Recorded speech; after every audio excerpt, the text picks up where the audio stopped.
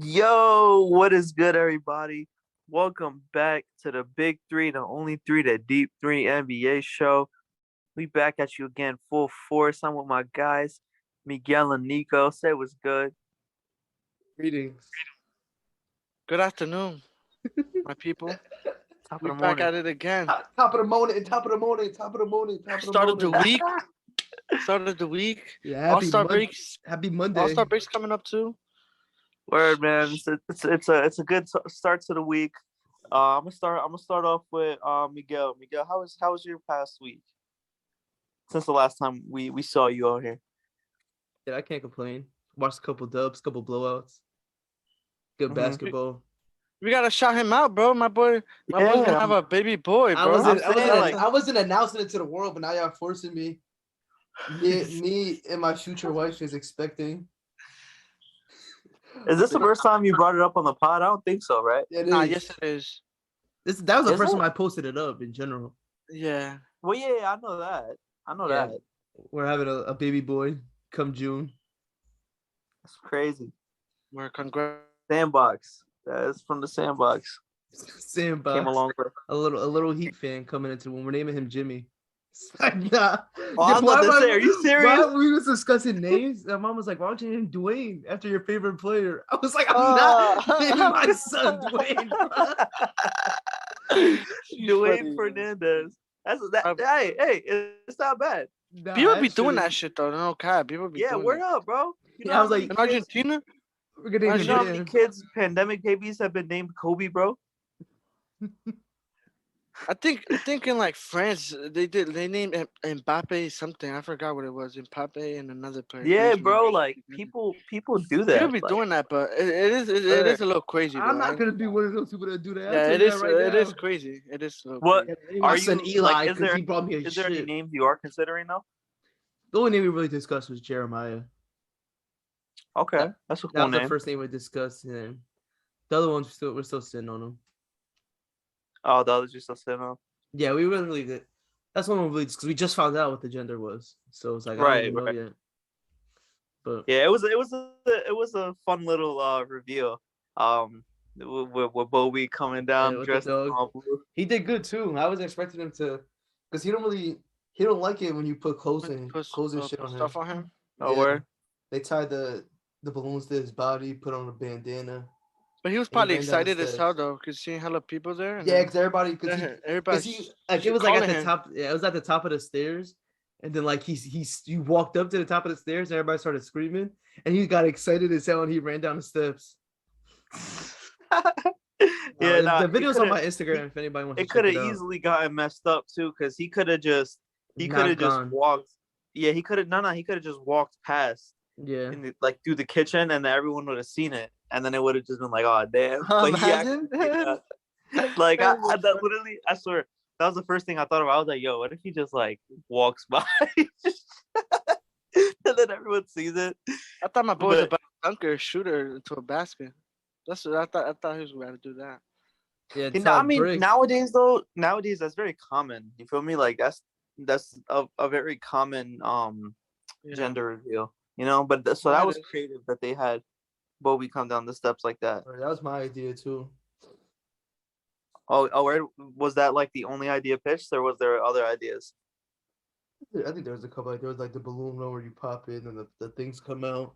We Yeah. had a couple stuff we discussed. My mom wanted to do something that had to do with the podcast, like me hold a microphone or some shit. But I was like, that don't really make sense. Uh-huh. Yeah, there's a basketball one. That's one that we discussed. But I'm like, I'm not about to go up there and miss it.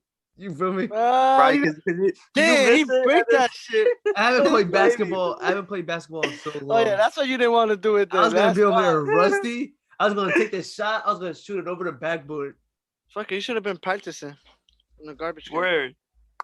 You should have had like a little ball. That way that as soon as it hits the backboard, you can That'd just be bank funny. it.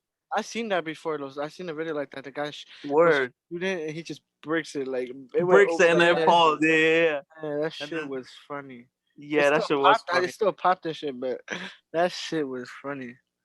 Yeah, the way my brother did his gender reveal, it was they had water balloons, and his wife was throwing water balloons at him, and it was like 15 water balloons, and only one of them had like the actual color. So she threw like 8 water balloons at him, and they were all yellow, like food colored water.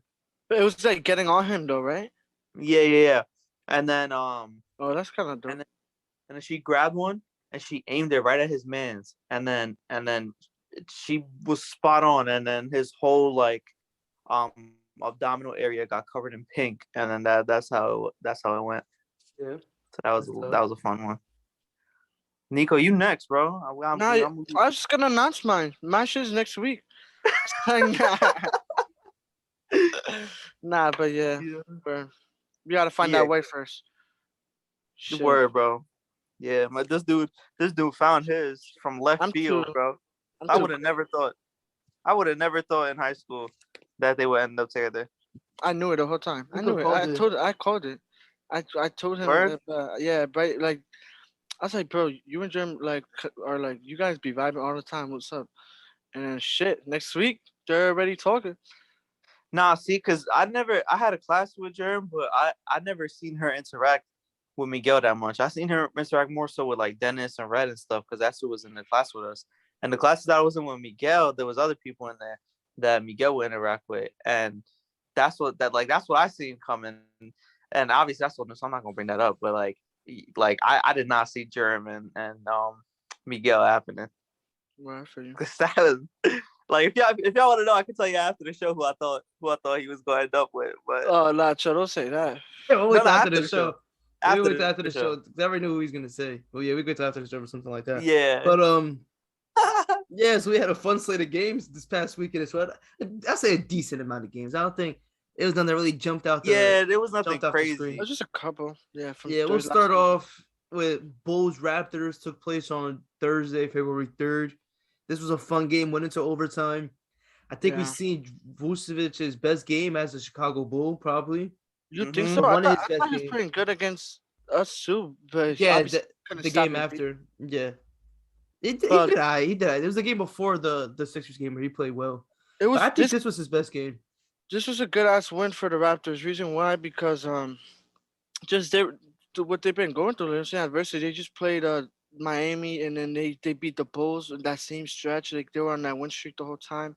Then they go and beat the Hawks right after. I'm not sure if they lost ever after that, but no, they're on a win streak right now. Yeah, they're probably on a win streak, and they're playing good, man. I mean, we talked about it like when they played the Heat. It's just their lineup is like it's kind of scary. Honestly, it is scary. You closing out with like, and everybody could switch. You know what I'm saying? Everybody could switch on that team. It doesn't matter. They don't. If they got to switch, they don't care. You know what I'm saying? And then Nick Nurse, he knows how to read the game during the games and make adjustments, so it helps them a lot more. Obviously, they had a little more like players that they can run a little bit more, and the bench would be perfect for them. But what they're doing, man, and this running amount of minutes they're playing every night, and they're competing. They're competing, so it was actually a good win. Only thing, bro, I don't know how they choked because they were winning up by 5 with a minute left. I don't know how they choked and let the Bulls come back. That was a little like that. That's the only thing that was bad about the Raptors, but they played a good ass game. Van Vliet, Gary Trent Jr. is like. It's going crazy. Yeah, they're on a 5-game win streak right now. Their wins, they go Miami, Atlanta, Miami again. Then they beat the Bulls. Then they beat the Hawks. And now that's a good run. That is. Yeah, and Vooks, he's been rebounding crazy, like crazy. And surprisingly, the Raptors have been a good rebounding team this season. Surprising, they're tall. I wouldn't be surprised. They don't have nobody that's really big on their team. Like all their guys, like they have guys that have like they're positionally tall, but they're energy. But they don't have nobody exactly. They have a lot of guys that make effort plays and shit like that. Yeah, like they'll box out. They'll box out. You know what I'm saying? They'll box out. And Kem Beard. Like they don't have a Vucevic on their team. They don't have a Valanciunas, a guy like that. Well, yeah, like a true center. Like there's true centers on their team, as you would say. Precious like 6'8", 6'9". You feel me? He's more of a 4 than a 5. Small ball same center. thing. Yeah, same thing with Boucher. He's more of a 4 than a 5 to me. And he just had a great game recently too. It might have been this game. Yeah, he played a couple of minutes in the end when he came in. But Was it this one? It was this one. He has 16 points and 10 rebounds. Yeah, he I had a like him a solid lot. I'm a game. big fan of Boucher. Yeah, he I be like him a showing lot. flashes, but Nick Nurse doesn't give him that much burn. He doesn't give him consistent burn. And he comes off the bench because he trusts their starting five. He trusts them a lot. You could just tell, and Mhm. they play really well together too. Like Yeah. Mhm. they get it consistent. Like their five guys are putting up at least 14 to like 20 points a game. Like Yeah. consistently, at least all of them are doing that. And OG took over, bro. OG took over in Yeah, this in game. overtime, he Oh played my really well. god. I could He filter it shot to it, 5 for 8 especially in from the OT. 3-point line though. Like he was going off. Like he was going off. He had a big bucket in overtime. He dropped. I think he dropped like what He 5 or had two 7. 3-pointers in Yeah. overtime. And one of them was nasty. With shot clock about to end, he comes back. DeMar DeRozan's on him. He pulls it back. Boom! Right in his face. Corner shot. And Who yeah, would you, they played really good. I'm gonna ask you guys, who do you guys think is the best player on the Raptors? Like, who would you say? On the Right now, Yeah, right now on the Raptors, who's the best player on their team? um, I think yeah, it's probably it's probably Van Vliet, but I feel like it's so yeah. close. It's like it's a debate now. You get what I'm saying? I Right. don't. I don't. I'm gonna be honest with you. I like Van Vliet. Yeah, he's an all-star and stuff. But like, I don't know. I think like honestly, Siakam and Scotty Barnes. Like obviously Van Vliet. Like I do respect what he's doing. Like, but these guys are tall guys. They gotta switch with these big guys at center. Like you're going against. You've seen the league has a bunch of wings now. You know what I'm saying? Like if you. They just switch with everything, and it just not. It doesn't matter. They could ball handle. They handle the ball. They could rebound. They could score. We've seen both of them score in the clutch. You know what I'm saying? Plenty of times. Like Scotty Barnes been really good this year. I mean, clutching games. He showed up. Hitting big free throws a couple games, getting buckets, second chance points. I don't know, but it's a really good team. It's between I would personally say Siakam and Scotty Barnes. Those two. I Obviously think it's Siakam over yeah, I think Scotty it's Barnes though. Siakam too. I think it's Siakam and Van Vliet second. I just really like what I've seen from this year. Like he's getting back to the basics and he's starting to he's getting deeper in his bag this season. Like we seen him, they was calling him a Beyblade and a tornado all last season because he would just go like consistently. He was so predictable, but now he's getting the ball at the top of the key and he's creating for himself more. Like he's getting put in better opportunities and he's getting a chance to play make. And he's one of the best playmaking bigs in the league. Like this, he's just really been doing that this season. It's a lot of games where he's their lead ball handler and playmaker. You have Van Vliet playing off the ball a lot. When the games where he's having an off night, he's spacing the floor and he's just out there playing defense. And then you have Siakam just taking over. Not yet. Tao, who do you OG's think's the been best good, player? man. OG's been really good though. Like for real, OG's been really good. Where he's He's solid. like you know what I'm saying, that quiet comparison. I really see it. Like now it's just more of his offensive game. I'm saying he takes his time, he's patient, gets to the spots. You know what I'm saying when he's on fire, man. You know saying they run the ball like Nick. Listen, overtime. He hits the first three. The next play they run. He brings it up court. They run an ISO. And I think and I think he scored. I think he scored a two, and then right after he hit a three, or I don't know if it was a back to back, but man, he's been playing good. But Nah, yeah, they're one of those teams that they ride the hot hand, and I just love that about them. Like you see Gary Trent Jr. have 5 straight 30-point games. He's hot. They're gonna let him take those shots. He was taking Mhm. up to like 20 I agree with you. shots a game. I like that about that team. Who do you think it Teams is? like Taha? that always succeed. Oh, not for real. Because you need That multiple options because they're not predictable. yeah, because Golden State was like that. I was just when- gonna bring them up. They're Yeah, another team. They're like that now. Yeah, they're like that they're now. still like that. They do Yeah. not rely on Steph. Like you know what I'm saying, Steph is having a bad game, or not even that in the fourth quarter. You know what I'm saying? We haven't seen like Where it's obviously just Steph really Steph take over, nonstop like, pick and rolls and shit. You don't see Yeah. that from them. You're not seeing that. Yeah. You're just gonna see everybody moving the ball, trying to find options, shots, open shots, the best shots they could get. That's what they're really taking. But that brings you just confidence. That's just great coaching. I think personally, I think it is because you're giving them confidence in game after game. You know what I'm saying? It's just a system, nigga. It's a great system. They did do that the past like 2 seasons though. That's why they did bad. Along Yeah. with injuries and stuff too. Oh yeah. But Curry was like the only person doing the work for a long time. Not yet. Like, But if you compare the team from last season, this team is a whole. Nah, but it's you also two gotta look at completely it. different teams. Like Yeah, when exactly. that season, the season after where KD had just left, the season where COVID happened, Steph Curry got injured, so Yeah.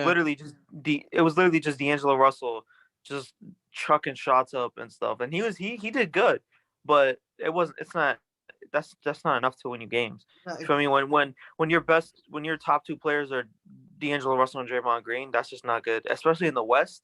And then the season after, Curry was healthy, but now D'Angelo Russell's gone. That was a person that took shots, and Klay Thompson's still injured, and now players are developing and stuff, and you got James Wiseman now, Jordan Poole and stuff, and that was more of the development year last season, and then this season was obviously Andrew Wiggins finally becoming comfortable with the team and stuff, and Steve Kerr getting his groove back, you know, Draymond's healthy again, Clay is healthy again, and everything's clicking. And that's really all they were waiting for. And now they're back to the old Warriors. Not yet. Yeah, I for mean, sure. they Not gave a every glimpse. player. They gave a bunch of glimpses last year. You know what I'm saying? Yeah, towards the end of Steph the Curry, season, Yeah, they they Steph played Curry well. he made a run towards MVP, even though obviously his team he wasn't gonna win it because his team wasn't playing good, but he was still considered like top five. You know what I'm saying? Andrew Wiggins had his like best defensive season. He was looking good, offensively efficient, and we're seeing it still this season. You know what I'm saying? Like it just does that system helps a lot. It just gives more confidence in players. And But yeah, anybody could play in those type of teams. Like you took teams like that, Miami, the Raptors. Like not every player could play in those type of systems. Like you see it like every single time. Like now, last season, the Warriors they really groomed those like Jordan Poole's, Damian Lee's. Like they groomed those players into being able to play in that system. It's toughest because you're not gonna guarantee a certain amount of shots every night. You got a different leading score every night. That's just how those teams run. Toscano had a great season too last Exactly. season. Like And now that's why Wiggins is so comfortable too. He got a year under his belt, and now he knows that system. That's all you really with those type of coaches. They put everybody in place to succeed. It's just if you willing to do the work. But get back to the Raptors. I want to know you didn't really get to say it, but who's the best player on that team? Me personally, I think it is Van Vliet because of all the stuff that he's been doing on the scoring end. It's close as hell. Siakam, I think if you say Siakam, I'm not gonna tell you're wrong. Scotty Barnes, I think it's a little too early for him. I think it's a stretch for Scotty. Yeah, I think it's He's a right stretch. there though. Yeah, he's up there. Yeah, he's definitely up there. He's in the same. I put him like a little small nudge above OG, but there's some distance between him and Siakam and Van Vliet. I'm gonna give it to Van Vliet just because he managed to get the All-Star nod. But you're not wrong if you say Siakam. Yeah, it's It could be either close or. as hell. No yeah, cap. Yeah. just They're a really both good team. they're both just playing great basketball at this And they moment. started off really slow, man. What they've Yeah. been doing, and like I was looking, like I was saying earlier, the Hornets they played today against the Hornets. They have the same record, but the Raptors have 3 less games. I think it's because all that COVID stuff was going. I think they didn't play Yeah. like so they're you know what I'm saying they're right there. They're tied with Hornets with 3 less games. So that's gonna actually help them. You know what I'm saying they They're in can the if top they can six win those now. towards the end. Yeah, they're making a run for that playoff. So I like them. They're scary in a playoff series just because yeah. there's But the flexibility they have. the thing that's gonna suck though that they're gonna need fans in the playoffs because I think that matters a lot. Just like home court really does matter in the playoffs. Depends who But they you know play. what I'm saying? It wouldn't be a problem for them Yeah. though. I don't think it would be a problem for them. You know what I'm saying? They're starting to have fans. I think I watched them play recently. The Bulls game I watched them. They had No, like they didn't 500 have fans. They have 500 fans. I thought. No, it was literally It might be like the friends and audio. family. No, it was the audio. I could have sworn it was the audio. It was just them having fans like just making it loud and I stuff. could Like have it was the sworn audio. when I was No, watching. That's what I think they they did were have doing that for fans. soccer. They They did do have both. fans, but they were in the nosebleeds. Like they were very That's high up. exactly like they still do because like they were doing the audio shit. Like they still do it now for like not now because all arenas are sold out. But last season when they started adding fans slowly, they would have Yeah. fans plus the audio to make it more loud in there.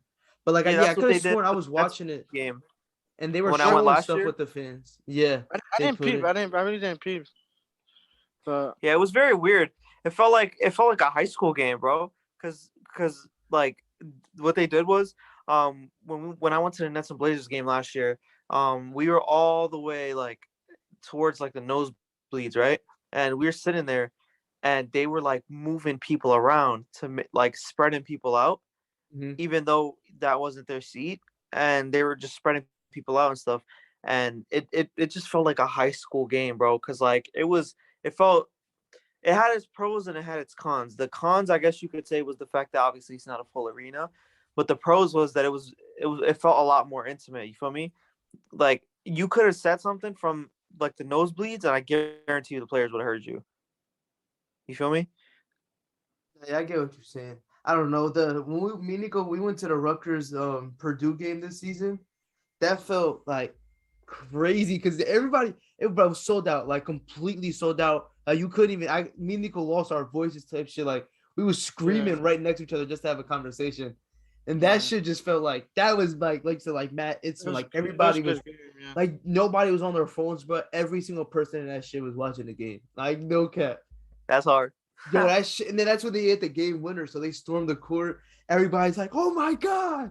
Oh my!" Everybody's just freaking Plus, out. it was low key a big game though. Purdue, man, They were number one at the time. Yeah, they're number one. They had, you know, what I'm saying, they got Jaden Ivey. I think he's still gonna go top 10. I think he could still go top 10. Sure, he's probably gonna go top 6, top 7. The only problem is so many like guards is like the deepest position in the league now. Yeah. So it's like every single team is like stacked up with guards, but I think he's for sure a top 10 talent in the draft this season. And like, come on, they have diehards, alumni, Rucker fans in there. It was hella old people too. No, bro. It was a lady right next to me. She knew every single player. She knew like everything about the team. Like it was crazy. She was talking to me and everything, trying to talk to me and stuff. That's hard. Like, yeah, it was a good ass game. Next to Nico was Rutgers fans. Next to me was Purdue fans. Oh, the guy was talking shit the whole time, bro. The whole time. That's like crazy. He's like, they ain't about to beat them. I was talking shit too, though. I was talking my shit. What was his reaction? I was talking my shit. He was like, oh, I forgot what he said. He was just like, I forgot what he said. We were just like, damn, like awesome, like shit. That was crazy type shit. Like he's like, damn, that was crazy. Like you really just hit that shot. It's a good game, GG. Nah, I like it. I like it when like moments like that happen, bro. Like when fans like rush the court and stuff, because that's pure. You feel me? Yeah, that shit was so crazy. You remember when that happened in Carteret one time? Y'all was there. Was I? No. Yeah, I don't know if you were there, Nico, but I know I didn't watch no game winner in Carteret. Yeah, I didn't. Yeah, because we were playing Jersey City, bro, and I only remember this because it was my birthday, and it was against, and it was the playoffs, and we were playing Jersey City, and Zay hit a game winner, and we all rushed the court, and then it wasn't a buzzer beater. There was like 0.2 seconds left, and then everyone started rushing the court because they thought that was it, but it was the shot clock buzzer that went off, not the game buzzer. So then all the coaching staff came onto the court and started pushing people off the court because they were gonna get a tech. You don't remember that, Miguel? I don't. We were juniors. That was our junior year. And it was like I don't remember much from the basketball games. Basketball games were when my sister was in high school. I remember those basketball games. I remember those, but I saw NBA players playing, bro, when he went to the league. Because she went to a private school, so it was different. But I saw like Javon Quirley, I saw Isaiah Briscoe, Nas Reed, I saw Chris Silva, the one that keeps getting 10-day contracts with the Heat. He went to Roselle Catholic, and I seen him play too. I saw somebody else that was from Jersey too, but I just can't remember their name. You say you saw Kyrie at one of the games, right? Yeah, he wasn't playing, but he was there. Like he was there when they were playing against the Patrick School. Isaiah Briscoe still hands down the best player. I went to a couple of games. You know what I'm saying? Those private schools, they were really good. The only one I remember for Carteret was just that playoff run they had in the for the state tournament. And they went. Yeah, that was that year. That was in 2018. Yeah, that was our junior year. They definitely didn't hit a game winner because we went to every playoff game, I think. I don't remember. I don't remember them hitting a game winner. It probably was during that season, no cap. Because we literally went to we went to Edison, right? They had to play Edison. Then they went to go play some others. I forgot. We went to literally almost every game. Oh, I remember because we used to go to that school that starts with a B, and they played in Edison. Bishop Bar? Bishop Bar. We used to go to Yeah. every time they played against us. We went to those games. I went to one of Word. those games too. I When went they to had like a dunker there, like a dunker type yeah, guy. I went to yeah. like 2 or 3 of those games. And we gotta get Some back on other topic. guy. We're about to lose track. We're But no, we still on memories. topic. Hey, bro, this podcast is about basketball. You feel Yeah. me? I feel you. So we Not can talk yet. about basketball. And before we go back onto the NBA, real quick, since we were just talking about like fun games to go to, like the games that on my campus, they've been pretty fun. I've been watching the team practice because I'm taking a coaching basketball class, and our classroom has a window in the back, and you look out the window and it's the gym, and we see the team practice and stuff, and I see Carl Anthony Towns Sr. like every Thursday because I take that class on Thursday, and he's an assistant coach, so I be seeing him, and I be seeing Turco from the middle school, Remembered you? and huh? He remembered you? He have you no talked I to didn't him? he didn't no he didn't see me because I was in the classroom, and he was in the gym coaching. So we're probably gonna go down to the gym with him next week. So I'm gonna see if I can talk to him, and shoot, if if it's not an inconvenience to them, I'm gonna ask because I have a boy on the team. I'm gonna see what's up if we could get Carl if we could That'll get be Carl fun. on a pod or something. Yeah. Well, hey, I support him a lot. You know what I'm saying? You know, Jersey boys I don't feel like as a podcast we they support don't show up a Anthony lot. Towns. But You Cat said is one what? of the guys. I feel like as a podcast we support him. Like I've never really been like I've got a lot of respect for him over the last 2 seasons. Like he's been the minutes that he gets, bro, when he's on the court, he's just like a joy to watch. Bro, I used to remember. I had to bring this up. I used to be in Turco class, 8th grade. Pull up highlights of him. Yes, bro. I was in my class too. I could have sworn I was in my class. Bro, this guy, you were. Yeah, all three of us Bro. were in that class. he used to- have Turco. I didn't have Turco. yeah, I know. Nah, it you wasn't were in my Turco. class. Nah, Miguel, it wasn't Turco. It was San Filippo's class. I For had health. to It say wasn't I- Turco. that I remember. But I was talking about we had English together that year with Miss Zone. Yeah. The two of us. Yeah. But yeah, man, he used to. Yo, I'm like this Yeah, guy. he used to pull this Beast, shit. he got I ball swear, 7 bro. foot. You got to throw Cal- some context. You got some context. The guy they're talking about, Mr. Turco, he was the coach for Roselle Catholic, whatever school that. No. No, St. it was Joe's. St. Joe's. St. Joe's, and that's the high school that Carly Towns went to. And I think there was another.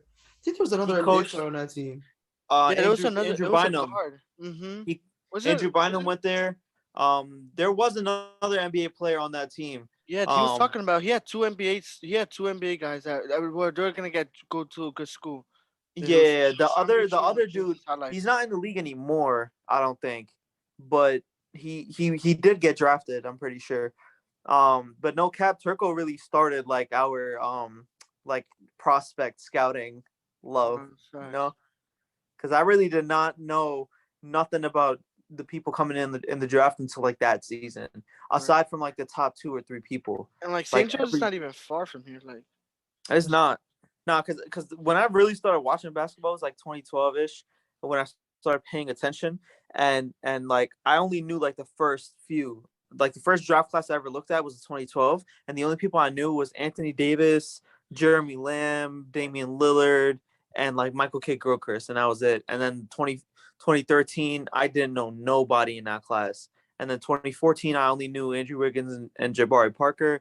In 2015, the year we were in Turco's class, watching them highlights is when I knew a lot of those people. I knew Willie Cauley-Stein, Jalil Okafor, Karl Anthony Towns, D'Angelo Russell.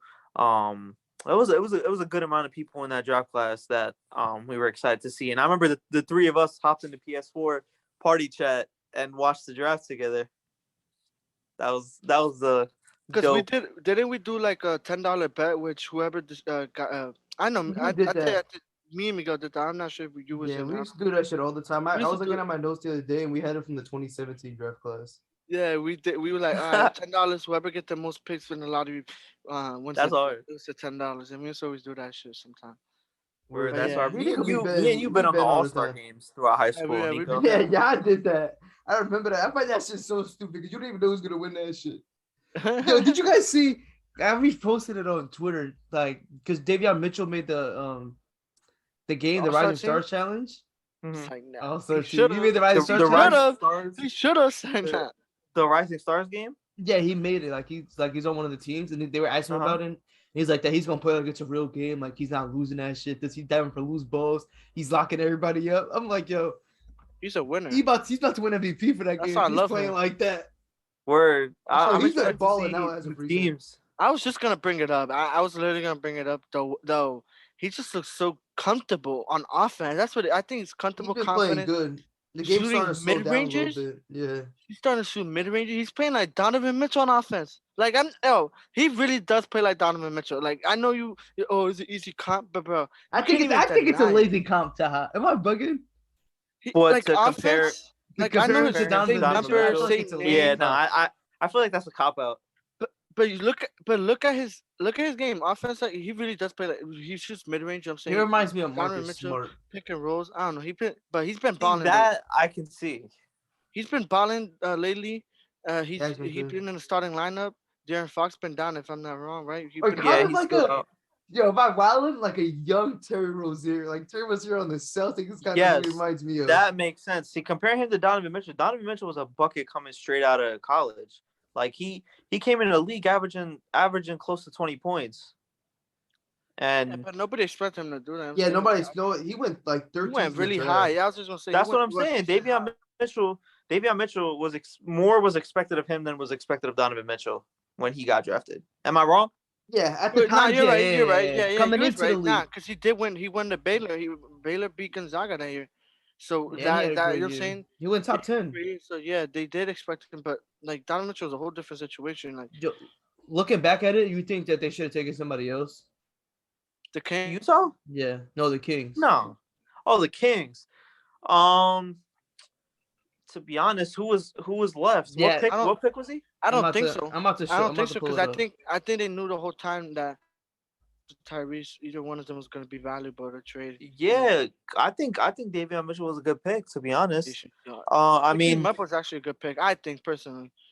let me see. So they So he went had 9. The guys number under 9. him: Zaire Williams, James Bouknight, Primo, Duarte, Moody, Kispert, Şengün.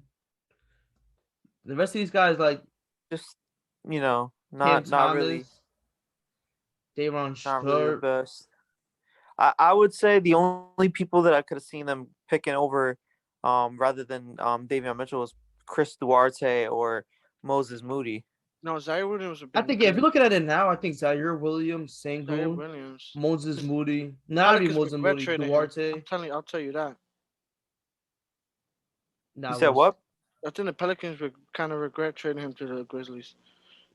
Yeah, but it was a pre-draft Zaire trade Williams. though. That's true too. Yeah, It was a top 10. I would have said.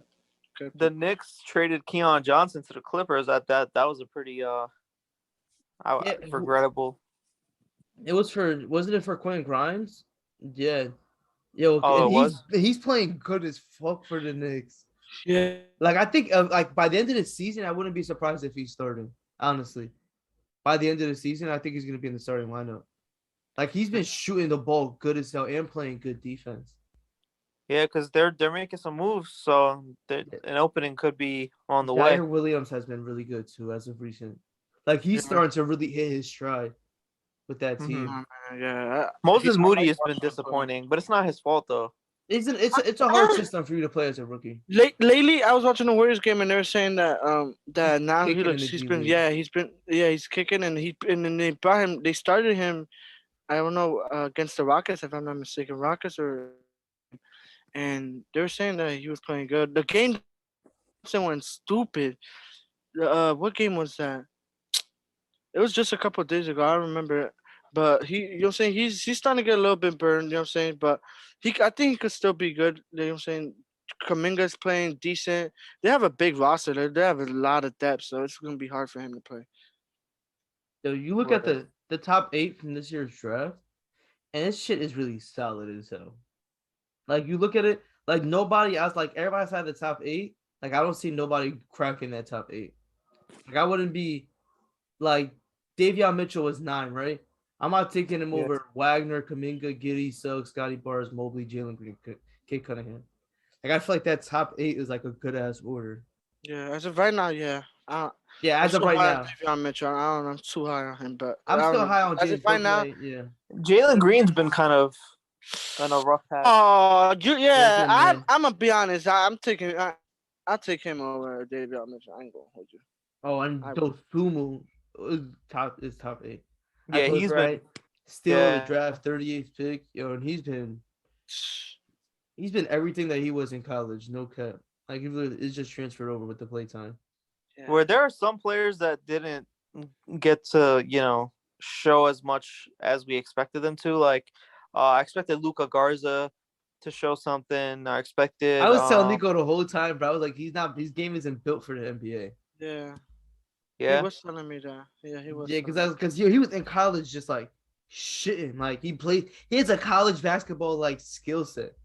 But in the NBA, He's it's gonna be Christian hard for Laettner. him to translate. Yeah. It's gonna be hard for him to translate like a Frank Kaminsky type shit.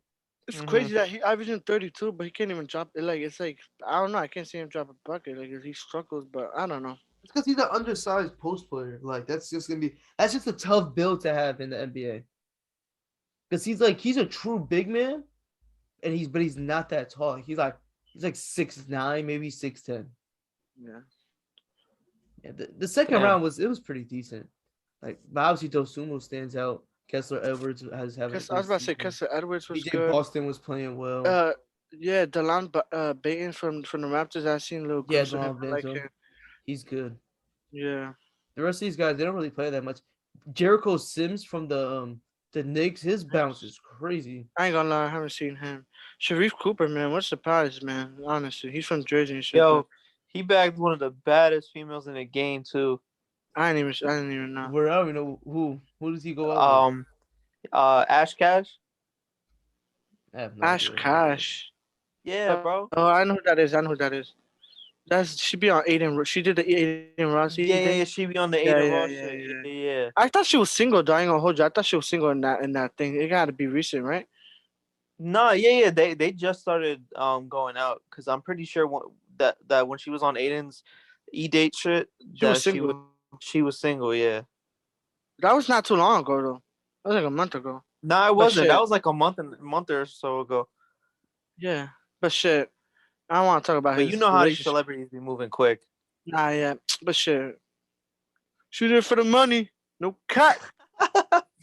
No cut. We're not even gonna discuss these games. Fucking, it's not like none of these shits even matter. I think Word, I think we have to talk about the Philly and Bulls game. That shit was crazy. DeMar DeRozan and B were going bucket for bucket. Yeah, Like, Word. That was a good win for y'all. yeah, for sure. It I was was. We telling needed Nico that win. too. And we're a bad matchup for them. That's what we 3-0. We beat them 3 times this season. Yeah, They haven't beat Yeah. us once. I was telling Nico that they play because Zach Levy wasn't playing. They feel like a completely different team when one of them is out. Like no cap. Like the both of them, they play so well together. Yeah, but they they They lose. competed. They competed the whole way through with that Philly game. Yeah, not for sure. Like I just want to say, like they're still good at team. I'm saying, like even without Caruso, and like they're going through injury problems. Derrick Jones Jr. he's injured. Caruso, Lonzo, all these guys are down. Levine was out that night, but like they still compete with these big teams. The Sumo had a good ass game. Like, but it's good. I think it's gonna be good for them in the long run. I think so. In the long run, it's gonna be good. I think Vooks ever since he came back from his injury, you've seen we've seen a different guy. Like we seen that Orlando Magic Vook. Honestly, he's been like shooting from the key. You know what I'm saying? Once he hits that one three, you know what I'm saying? He's still a threat. You can't leave him down there. But it was a good ass game, and B, just took over. He was not gonna lose that game. Look, they made a run. They cut it to like 3, right? And B was out the whole time on the bench. That shit was crazy. They were up by 16, and then they went on like a 13-0 run, and they cut it to 3 points. And then B comes in, and he had 32 at the time. Mind you, he had 32. Comes in, I'm telling you, like in 2 minutes he had 40 points. There's those 2 minutes that he played, he had like 40 points. He just like came in, just like give me the fucking ball. I'm not gonna lose this game, and just took over. He is so dominant, bro. Yeah, he's like so crazy. I can't, like to move like that It's crazy. He really moves like a shooting guard for a guy so fucking big. Like just his footwork is so good. Oh, You see how he was giving problem to Vuk. Like you know, what I'm And saying Vuk Vuk couldn't handle cannot him. guard him. Yeah, he cannot guard. He had him stressing. Nobody when his But when Vuk he did has I. his when he He has did his when his mid offensively. range has fallen like the way like the way it is on like it's when the season started it wasn't falling like the way it's falling right now. Like these last 15, 20 games, this stretch that he's on, like he's making every mid range he throws up. And when that shit is falling, he's impossible to guard because nobody in the league can contest his jump shot. Like it's simple as that. And then you put in Tyrese Maxey and Tobias Harris finding their way. Like they've been playing great these last couple of weeks too, especially Tobias Harris because he's been inconsistent all year long. Yeah. But the games where yeah. he's playing, the He's games close to where he's averaging. hitting, Uh-huh. he's playing good. They're a tough team to beat. What is it? Tobias, if I'm not mistaken, I was hearing the other game. They're saying that he's close to averaging 40, 50, 90. He was last year. He was mad close Yes. to it. So Yeah, he's an been efficient good, man. scorer. He's been He doesn't. last week. These last 15 games, 20 games, Philly finally, you know what I'm saying, they've been playing good. I'm not gonna lie. Like everybody's been focused. George Yang, I think, has been a great piece. So because what he gives us off like the bench man, like he comes in, plays like the power forward, small forward. He could movement. Even he's not a great defender, but he got the size to like at least He's a double witty in the, defender in, the, though. in the center. But Like he gets in. He's he's a in the great right shooter. spot. He's a great shooter. He got quick hands. Yeah, he's been good. Drummond, you know what I'm saying? Surprisingly, he's doing what he's got to do. I was telling you, like, you know, say we don't need that much for him, but he comes Nah, in and does Nico's his opinion rebounding. changes on him like every week, No, bro. I still think Yo, he's not center, but when it's a difference when you come into a team and you're the backup center for Joel Embiid, I it's get kind of you. But a couple weeks ago, you were saying like, "Oh, bro, be doing hella dumb shit, this and that." Like he does was, dumb like, shit. Bro. His opinion, it goes game by game. Because against the Bulls, bro, he played good as hell. Like that, they went on that 13-0 run when he was on the. No, not. I mean, they went on like that run in the beginning of the fourth quarter when Drummond was on the court, and he was playing good as hell. But I want to talk about this game too, the Knicks and the Lakers, because that was a close one.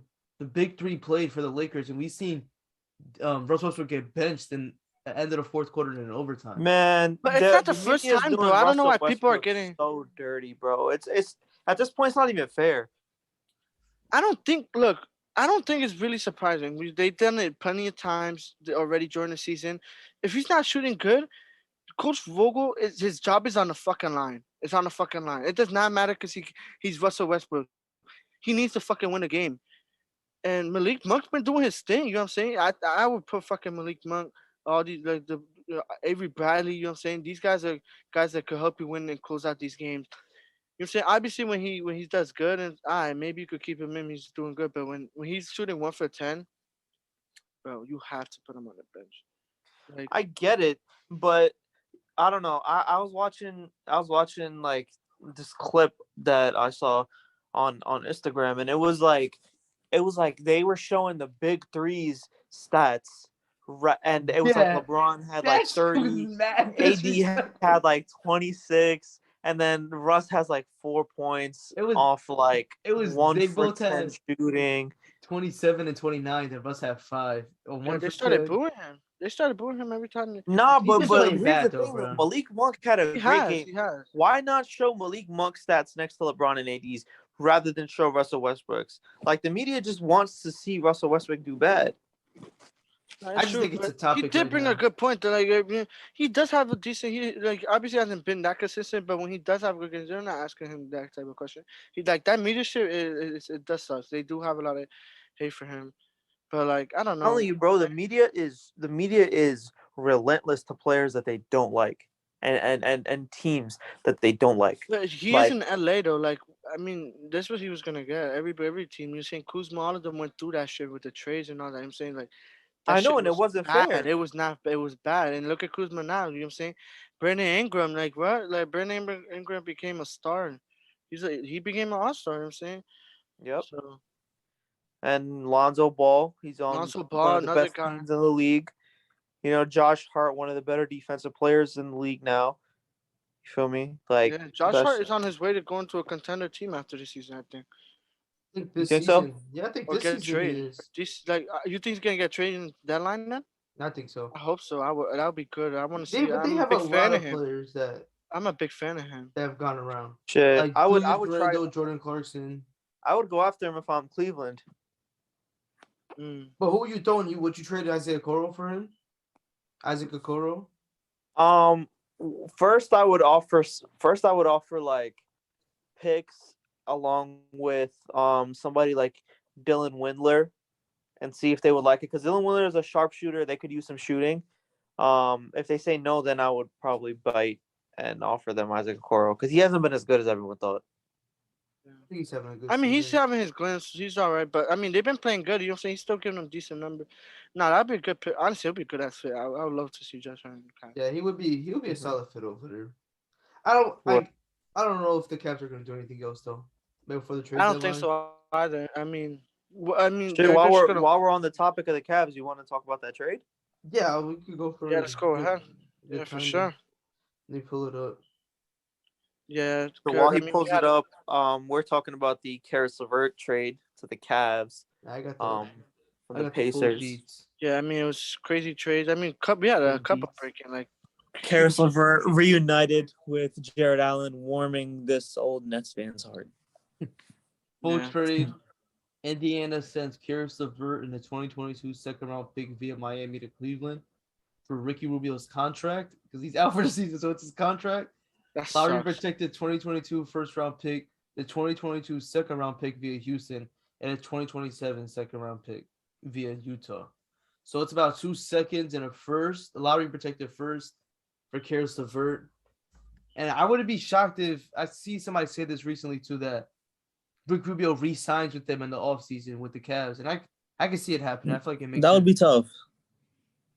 I would to- like to see that. I like to do like we're giving our grades for it today. I'm gonna give it an A for both sides.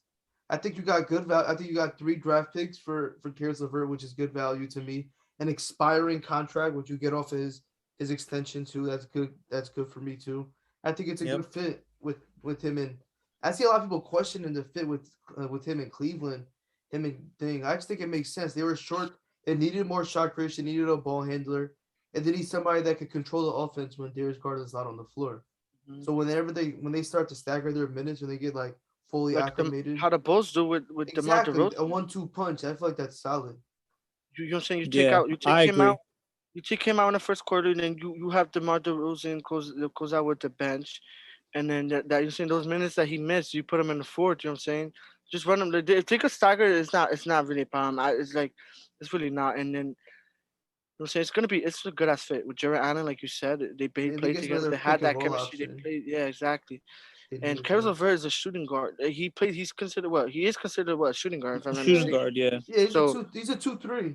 him and He can play the he three, got a but little he's a height for the two-step size. shooter. Maybe defensive wise they're not that good, but they don't gotta worry about that because their system what they got 2 shot blockers down there. There's like a system how they got with the Jazz. You know what I'm saying but obviously the Jazz is a big problem for them because right now they're losing because they don't got really good bid. But you know what I'm saying, they don't gotta really worried about them guys really going inside because they got 2 good shot blockers, and you know what I'm saying.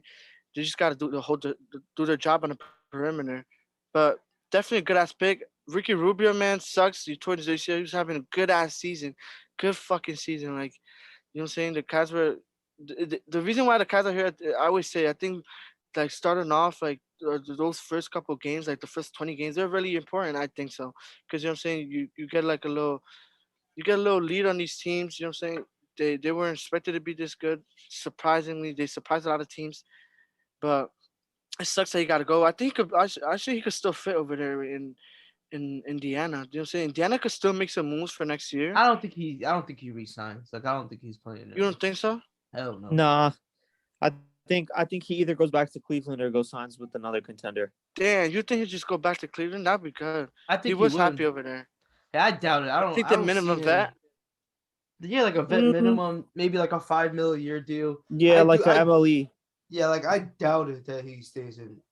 They're going young. Like you could just tell, even with that trade, that shows that they're gonna go young. And like look at the way Indiana's playing right now. They're giving like all the burn to the young guys.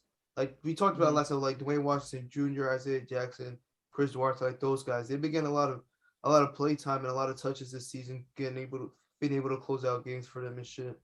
They haven't been winning, but I think they're moving in the right direction. I I like what that indicates for the Pacers. Yeah, 'Cause because it's like, they it's about haven't had a time. full Sabonis, rebuild. you think one of them get traded or before deadline? I want to see Sabonis Uh, get traded. 'Cause I feel like if he does, that's a big mid-season move for whichever team trades for him. Like he's Yeah, like borderline but all-star. Well, he is I an feel like all-star. if it was gonna happen though, Miguel, I feel like we would have heard something.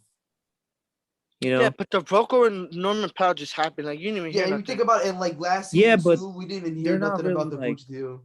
they're not really all stars. The Vooch deal, that shit came out of nowhere. Yeah. Nah. You knew Orlando was blowing But it up. they were already they were already like talking to different teams, but I just didn't. You know what I'm Where saying? We just didn't think it was gonna happen mid-season. What do yeah, you grade because it though? this trade. Yeah, Oh yeah, I agree with you. I give it an A for both sides. Yeah. Miko. No, I said the same thing. I said, hey, yeah, I agree with you too. It's really good because you know what I'm saying, you got a little. I think what they got for Karis Levert, like you said, 3 picks, and one of them is a protected first rounder. Mhm. It's huge. You know what I'm saying? Yeah, and it And makes sense because the Cavs aren't making the playoffs either way, so it's like you're fine. yeah, I mean, Yeah, they're gonna it make was a the good it playoffs was a either good way. I mean, replacement so like the player protected for doesn't Sexton. matter. hmm Yeah, I'm pretty sure Sexton's on the move now. yeah. I don't see it. I think this should be it. Hopefully Indiana makes another move, like maybe a Torrey Craig. They can move him for like a second round pick. I want to see Torrey Craig leave too, man. I think he's gonna get traded. I think so. We're talking about it on Thursday when we gave like these guys that are that could get traded on this deadline, and he was definitely one of them. I think he could be good over there. Yeah, just with what they got from doesn't really make sense to me. But we could get to that next. Yeah, ready to close the book on Cavs indie trade? Yeah. Do Yeah. you have any closing thoughts? No, The it was Cavs just are a about to good trade. become the Cavs are on their way of being a super team. It's Colin Sexton trade, bro. They could get something good for Colin Sexton. I'm telling you, and Yeah, they're already good, bro. I would They're give him. I would competing. give Sexton a chance. I would give them a. I would say wait till he's Caris healthy. LeVert I is there think now. I'm about to say if you have Karis LeVert, there's no point of giving. They're literally the same player except Karis LeVert is taller, has more. Because now look, you But have to Karis LeVert is stagger. older. Yeah, but you gotta stagger those minutes. You're not gonna have both of them playing the whole time. So one of them is gonna have to play with the bench. You're not gonna have Colin Sexton. Honestly, I wouldn't. I don't think Like, it makes I no would. I could sense to see have it, two. I but he's wouldn't gonna mind be bringing upset Karis with it. LeVert off the bench. Nah, but that's two black holes in your offense, bro. Like I don't want to. Like it's not like a bad thing, but when those guys get the ball, like nobody else is touching. Like they're going over there to score. I just feel like it wouldn't make sense to have two guys like that on your team. One, you need one on every single team. Like you need to have a guy on your team that when they get the ball, like they're looking to shoot that shit, just to keep Yeah. the defense guessing. But you can't have two of those on your team. Like then it's like because when they're both playing together, the offense is gonna look mucky. It's gonna be Yeah. hella iso ball like how the Celtics are going. Mm-hmm. I Yeah, I don't see. think I don't think they could play together. But I wouldn't be mad if they moved them. I wouldn't. I see that coming though. Definitely not. Definitely at the end of the season, something could happen. Oh, team. And they could add somebody else. You never know. Excuse me. Yeah, Kevin a Love, couple you know what I'm saying he's still on contract. It's fat though. You know what I'm saying? It's a big contract, but he's been playing good. You know what I'm saying? Maybe they could add him to the trade. You never know. But I wouldn't see that. Just somebody take Kevin Love He's been a vet. so good, bro. But he's been so good for them, giving them big minutes, rebounding wise, shooting the ball really well. Confidence is there. And something we didn't see last season that Miguel brought up, leadership. It's been huge for them. You know what I'm saying? Giving these guys confidence. Nah, man, they're making good moves. Right, and then they traded for Rondo, a dude Yeah, that and you added he a has vet. Mamba mentality, bro. Like Rondo is a killer. Yeah, I like him. I I think don't think he's that good, but he's I good like him. He's a player. good pick. Nah, We've seen him definitely on a good I think championship. point Rondo guard. has Mamba mentality. I like what he But what do did you with mean the by that? Lakers. What he did with the Lakers, man, that Like was a good. he got killer instincts. Like he knows how to be a leader. He knows how to make his teammates better. Like obviously he's not as good as he once was, but he still has that Mamba mentality in the sense of he's a competitor. He's a Yeah, for sure. he's a warrior. Yeah, for sure.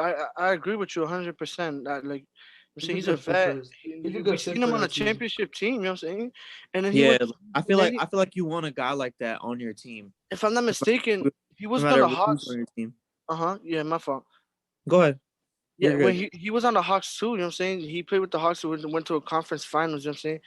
He Mhm. was giving them decent number. He does what he got to do, you know what I'm saying? But nah, he's really good. I think it was a good pickup too, picking him at halfway through the season because you did lose Ricky Rubio. So now you know what I'm saying? He kind of is the same thing. Obviously, not a great scorer and doing what Ricky Rubio was doing at that season. But obviously, Ricky Rubio was not even known for a score, but he was just playing really good, playing off his ass.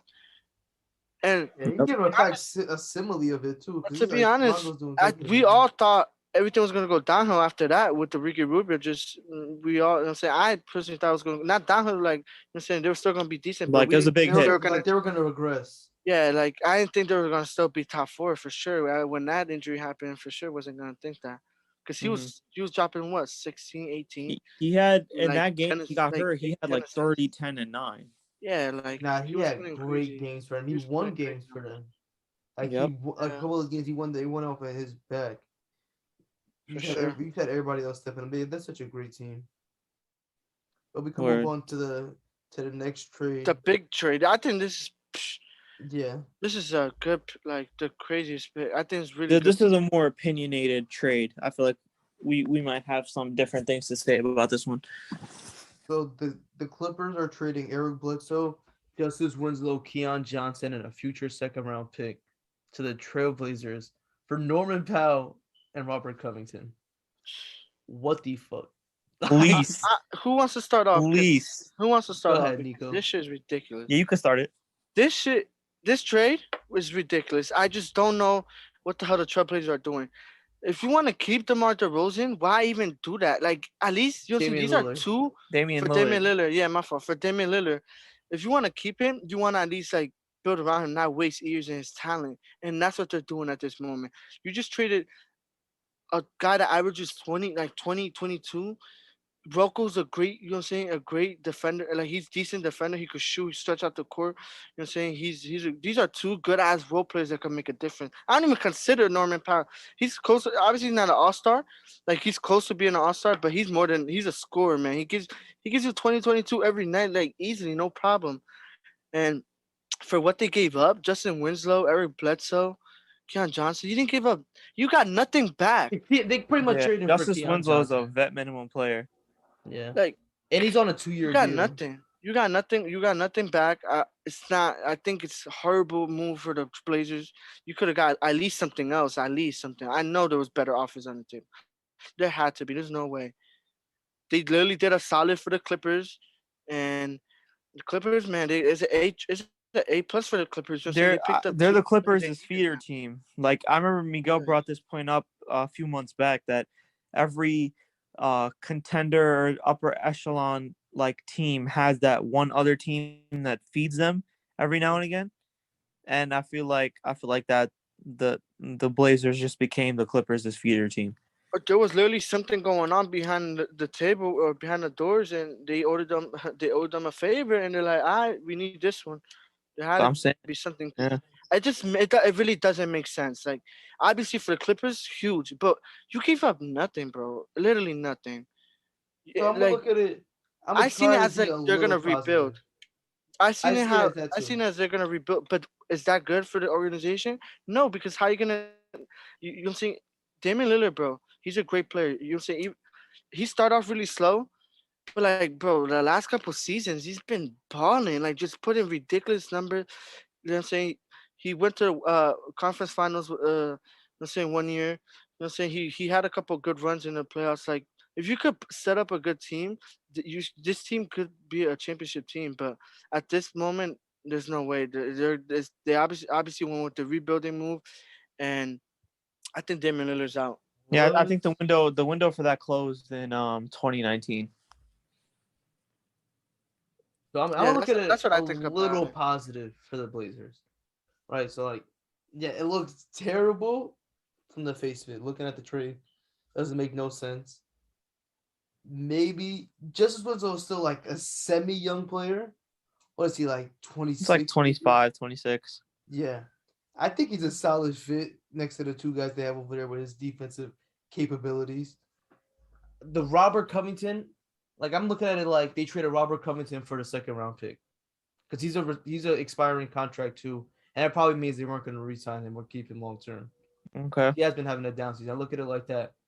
And then it's pretty much Norman Powell for salary filler and Keon Johnson, who was a first round draft pick this season, and we still don't know what his ceiling is because he hasn't played like at all for the Clippers.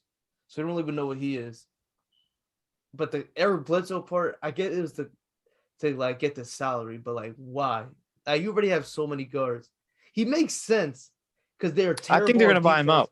but they got two great defenders in return. I think Winslow and Bledsoe, they're two great defenders, but they're zeros on offense. Yeah. But I like that they got a young player for Norman Powell. See, if you weren't going to keep him, at least you could get a young guy that you could kind of mold into being who you want him to be. Yeah, Or I being agree. What he can be. Who's Keon the young Johnson? guy that they got? Keon Johnson. He was a rookie this season. Like we don't even know what he's going to be. Yeah, but still, bro. I don't see nothing. Like I don't know. It's gonna be hard for him. I don't know. I don't think you For ever what know. they could have So what's your got, grades? Rocco, I said it was an A plus for the Clippers and a fucking F, literally F for the fucking Blazers. Literally, the point is to try to keep Damien Lillard. Now you just made the door way wider for him to fucking leave, literally. And Rocco, even though he wasn't having a good season, bro, they run small ball. He fits really good. He's a shooter. We seen him play big minutes, you know what I'm saying, against good all-stars. Like he could switch off. Like he stretches out the court. And what does that do? Now the Clippers are gonna become better because now they could get actually they could get something. They're gonna trade Batum. I think with that trade happening, I think Batum is option 2 now. He's been in a couple of trade talks with Miami's and trying to get him. Marcus Morris, you got Marcus Morris and somebody else, and Batum, you get a decent, you know what I'm saying, all right player for those two. So and Marcus Morris got paid too. He got a decent contract, so they got something that they can move. I just think it was bad for the Blazers. That's my opinion. I Y'all can keep going on. give it an A for the Clippers, and I'll give it like A C minus. yeah, like a C minus or a D plus to Yeah. the Blazers. Because I get what you're saying. Like it really looks bad. Like just looking at it, but they should give up on this season. Look, like, it makes sense it's. I understand. Bledsoe was doing. He was doing. It wasn't. He was having. He was a bad playing. He was season. playing well for the him. Like and it's Winslow not. It's playing well not for the that. It's Clippers. like it's not. It's not that they're bad players. It's that you gave up two decent. Like bro, honestly, Rocco, role player. You know what I'm saying? Everywhere he's been in different teams. You think he they has give the his- two he's best players in been- the yes. draft in the trade? Yes, and you got nothing. You didn't get. Yeah, you didn't. I honestly think you didn't get nothing back. At least for Norman Powell. Like that's what think I you see. did, though. I don't know. I think you did. I really don't, but you know what I'm saying? We'll see in the long run, but I just don't think so. And the point is to try to keep Damien Lillard, right? All these trade talks, you know what I'm saying? Even himself said, like, you know what I'm saying? Like, he wants a good team. He wasn't happy with what they did with the free agency. He for sure said something about it. And now, you know what I'm saying? Now it just opens more doors for him. And they definitely just showed him, at least, they're going to rebuild. With those moves I've seen is rebuild, and that's not gonna help you keep Damian Lillard. As good as them taking for this season. That's how Yeah, I see it. think it's over. I think Dame has played his last game as a Blazer. Yeah, I don't I think so. think so too. I think he's still gonna be there. I Honestly, don't know. 'Cause I he's feel not- like if he does, then he has shown he's no got next indication that season. he That's wants it. to leave. He shut down every single rumor, every single like thing that people think that like he will want to leave. I know, but what now did it's he looking say? like the What team did he doesn't say? want. But he came out and said that he was upset with the GM in the office that they didn't make no moves for He him did to. say that, but They're he also the said same that team. he wants to build his legacy and be like Giannis and Dirk, and like Giannis It's not and Kobe. happening in Portland. I'm It's sorry. not happening no more. They're not giving him. There's no way he stays there after that. They're Yeah, just wasting bro. his time. I don't know. I And still think been he's gonna so stay. committed. He's been so committed to this organization. They haven't showed him, like obviously they had a couple of good runs. They had, listen, if anything, they had one or two good teams. You know what I'm saying? Obviously, with our what's his name? What was there? Oh, he's not coming to my name. They play for the Nets. Fuck, Who are you he's talking not about? coming to my name. Yeah, power forward, bro. LaMarcus Aldridge zero. They're saying that year, and then the But year yeah, when they went to the Western Conference. I mean, he's been there. He's been committed to that organization, and they haven't showed him anything. Like they haven't shown no improvement. And after this, and you're saying he's getting old, not old, but you know what I'm saying. he's gonna start aging and he wants to win. I think he's not staying after that. He has every right to. Like they can't even get mad if he leaves. He's been committed to that organization. Took him Mhm. to the. If I'm not wrong, what he hit the game winner and took him. That was the first time that they got. I don't know how many years that they beat when they beat the Rockets. They got to the second round. I don't know how That many yeah, years that ago. was their first time getting out the first round in like 15 years type shit. Yeah. Yeah, like and then you took him to the You took him to a Western Conference Finals too. They were right there. They were right there from making the finals. But it's crazy. I think it's just bad. I don't know. If you look at the roster though, if they were healthy, I think they would be in a better position than they are. You look at how these guys are playing. Like Nurkic is having a bounce back season. CJ has been playing well since he came back. Anthony Simons has taken a leap. You add Damien Lillard to that, they could still be like a good team in the Western Conference. But But they you still need to reset make a it. trade. I agree, right? But what did we say last episode? He's now Simmons is playing good. Simons is playing good. So, but who's gonna start? Because Damian Lillard is gonna. You're not gonna have him on the court, and he's gonna have a Right. decent. What he's doing on the court right now. You might as well trade one of the old guys that have valuable and have saying got a good contract where you can get a great piece, and you keep the young guy and keep letting him do what he's doing. You're not I gonna agree. just call him now and just sit him back to the That's bench. why you trade That's why trade it's for Bradley bad. Like I Beal. just don't like it. So you trade Anthony Simons and CJ McCollum for Bradley Beal. You call it a day. How did that trade sound? I brought this up to Nico. How does that trade sound? It sounds I good, but wouldn't. it's still I not. think it's a They're lose still gonna lose. be in the same position. I think it's a lose lose. A lose. Yeah, You I don't think think they can play together? no. I think the Wizards could get a better package for Bradley Beal because I'm pretty sure if they trade Bradley Beal, they're gonna want picks. Um, I feel like they could definitely do better than just CJ and Anthony Simons. Um, and it would be a lose for the Blazers too because the window wouldn't be very big That for. like they could play together, but then what about the rest of the team? That's what I'm Those two saying. guys are those two guys are scorers.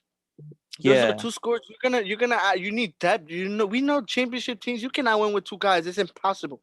It's impossible. yeah, It's literally impossible. You It's have to fill out the roster. exactly and if they do get that, they really give up two role players. They could have got something at least. I'm saying now it's too late, yeah. honestly. And I don't Damon, That's know. how I Damon, see. This is how I seen it with this trade. I was so upset with it when it happened. yeah, I think that at this point just trade Lillard while you're ahead Hey, because teams' interests are going to start going down and his Yeah, value is going to start going down. it is and gonna bro, go start the going down. Blazers. I watched them all season last season. All they were one of my favorite West teams. I told you I punch of time in this podcast. Dude, last season they were one of my favorite West teams to watch. I used to always catch their games. They were late games. They had what I'm saying, they were playing. I liked how they was playing, but man, it was so bad. And now Damon, I just see it. Damon Lillard's out. Calling it right now. There's no way he's Yeah, safe. That's yeah. fine if he's out. There's no way If you're to gonna trade him, sugarcoat it. insane. If you're gonna trade him, trade him. Yeah, If not, because like I want to see, like they have like a decent building block with Anthony Simons, and then they got a Keon Johnson in this trade. We don't know what he's gonna be yet, and like they have some like decent young players on their team, but I don't know. They're just such in a rough position right now. And Who is Norman the Powell, bro, he Pacers? drops, but he's been so good. Like I'm saying, he drops 20. Bro, he dropped 28 last night. His first game against the Bucks. He was coming in and he was their main scorer, just shooting over everybody, taking it to the lane on Giannis. This is not just a role player. Like obviously he hasn't made an All Star, but bro, he's more than a role player. Like there's superstars, All Star. I don't know what you put under All Star and a role player. I don't know what's between there, but He's he's like right there. a he's like a borderline all star. Yeah, that's what it is. And honestly, you didn't get nothing, bro. Honestly, but that's how I seen it. But fuck, the I thought Clippers they are could have got way scary. more for that, bro. Clippers are gonna be scary. You know what I'm saying? Reunited, Pat with fucking Kawhi, and like Ibaka. and Ibaka. I was gonna say Ibaka too. He's Like probably gonna yesterday, I'm leave. watching the game. I'm like, bro, Ibaka was on a championship with the Raptors. Was he? Yeah, he was Mhm. on a championship team with the Raptors, and I'm like, damn, that's crazy. All of them are back together. Nah, this team is it's gonna be scary. I don't Yeah, think no he's cap. gonna be there though. I I think think he plays the Ibaka's playoff. about to leave. Oh, you Who think Ibaka Ibaka? leaves? Yeah. Nah, Yeah, he's been I do good. too. I don't think He's he's gonna get traded at the deadline, but I think that he's he's been gonna get decent him though. in He's I off. was been seeing decent. that they save like $10 million on luxury tax if they trade him, like if he's not on the team this season. So you think he gets included in the Batum trade? I don't know. Possible. I think I think they're Batum gonna, is out. I ain't gonna lie. I think they're gonna do a Batum's fire out. sale. I think he's out too. I think I you really see hope the Rocco Heat trade fits for really him, good. bro. If anything, Rocco's he'll be better because I'm saying Batum is like he's not known for he's a great shooter like offensively IQ, He's but better like you're than gonna need than defense. Rocco. Yeah, but what he brings to the team, what they need, they don't run no center. I think Rocco's a better fit than him. But obviously Batum is a great player. Like I'm not gonna Yeah, get that. I think Batum's better than him. I don't know. I think Rocco's been bad, honestly. He was good last season. Where everywhere he's been really good. I don't know. I think he had Yeah, one maybe it bad was just season. maybe it was just a bad It was fit. that bad. It was just that one bad season. And yesterday he came in and hit threes. He was doing good. If anything, I don't. He had two threes at least. So he's coming in. He didn't even play that many minutes. He played decent amount of minutes. But I think he could be good. He could help them because they run a lot of small ball. Yeah. He's more defensive. He's a more defensive helper for than Batum. That's how I see it. That's why I think Batum's I don't know, out. And then not think even that. Batum's a good Batum was already defender. in trade talks before. You know what I'm saying? Even that. So Yeah. Yeah, they've been talking about Batum getting traded in. yeah. Yeah, 'cause Yeah, I they're don't know looking who like would they're take good. that contract though. He's not on a big contract no more. Oh, he's not. He's on I, like $5 million. Yeah, I was about to. I'd say Oh, that's around not five bad. or 10, something like. I'm not sure, but Miguel might probably know more than me. But he's like right there, 5'10". But still decent. It's decent. You can move that contract. You know what I'm saying? Christian Wood's getting paid 15 and 12. The average salary is 3.3. Mm. So That'll be like tough to trade for Christian Wood. if who trades for Christian Wood, The Clippers. that would be Yeah, solid. I think he's gonna. that'd be a good I fit. think the Hornets are gonna trade for him. Yeah, the Hornets are another target. Yeah, they're another. They're like I think PJ another Washington team. is They getting need to traded. make a move. Yeah, PJ Washington been in talks too. The Heat want him. You peep? PJ Washington, I don't think we're gonna trade It for was him. in No, talks. that They doesn't. It want doesn't. him, I seen that they were Batum, looking at him, Batum or Rui Hachimura. and Rui But the Hachimura. Rui Hachimura and PJ Washington thing make no sense to me because they're gonna have to get extended. I'd rather trade them. I want them to trade for Batum. 'Cause I feel like he could help now. Y'all really like him though. They need Yeah, I to do like him. something because Markieff Morris isn't coming back. They Yeah. need a backup forward. That man Jokic ended his career. Yo, it's looking like, and you see that they were like kind of having a dispute, kind of, because he said that he's ready to play, but the Heat like they don't want to put like his It's not really his life in dispute. Yeah, danger. it's just And he was he's talking a about player. it. He's a winning mentality guy. You know what I'm saying? He wants to be on the court, but he obviously, you know what I'm saying? They're trying to you know what I'm saying? They're trying to just He's trying to keep him safe. keep him safe. You know what I'm saying? Because it could be. This What, you know this isn't his first what if he does fall injury again like and he gets this. hurt? That's probably why. Yeah, he had one on when he was on the Wizards. Mm, That's that what was I a minute ago. Yeah, Yeah, but that's still the second time in what 10 years. yeah. Yeah. I Them don't know. concussion injuries and ain't no joke. Yeah, his shit was, I think it was on the Wizards like a back injury, and he Yeah. got diagnosed something. He had to miss mad time. But Hmm. I'm about to throw out names real quick, and I want you guys to tell me what team he's gonna be on after the trade deadline. Whether Alright, whether you think he's gonna get traded or not. All right. Go ahead. I'm gonna start off with Sabonis. I think he's No. gonna stay. I think he stays. So you think he's on the Pacers? I Yep. think he's going to the Kings. All right, If anything, I see Miles Turner's getting traded before him. I could see Miles. Turner. Miles Turner. What team is he Yeah. on? I think what if the Clippers offer Marcus Morris maybe back? I don't know. There's something they could. I think I want to see him so bad on the Clippers. That's why. But I think Clippers. I think they would be willing to make a trade for him. I think he might stay too. All right, Kemba Walker. Nah, he fucking stays. I don't think no team wants him. I'm telling you right now, no team wants him. I think he's on the I wouldn't even Wizards. bring him on. I think they're gonna do. Yeah, I agree. I think they're gonna do the swap for Dinwiddie.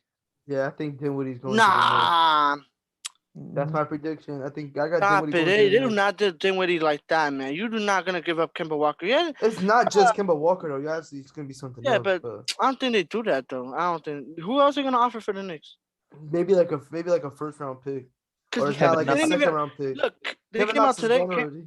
Cam Oh, Reddish he can't is? even get traded, right? After you get traded, just be a certain amount of days you can't get traded to another team, right? Yeah, So Cam Reddish is, you know what I'm saying? They didn't even want him. Tom Thibodeau didn't even want him. They came out today and said it. He Yeah. didn't No, they want him. said And they can't even that they don't offer want him Cam for this Reddish. season. They want him moving forward. No, I said Alright, so I What saw does the that report mean? that said Miguel, what does that that mean, bro? Tibbs didn't want them trading for him. Yeah, they didn't want to trade at all. I seen not trade. I seen trade not even play the season. That's this. I'm gonna read the exact shit that it said. The Knicks didn't acquire Cam Reddish as a centerpiece as a charge for the 7th seed. They did, however, see him as a potential key piece for next year and beyond. How does that make any sense? Yeah, It's, Don't it's, you wanna it's, don't it's you a wanna young have him player playing though. and grooving into the team and chemistry and all that? Listen, At I'm least not having agreeing with their. I'm not agreeing with their like philosophy. I'm just saying like the way like what I've just read.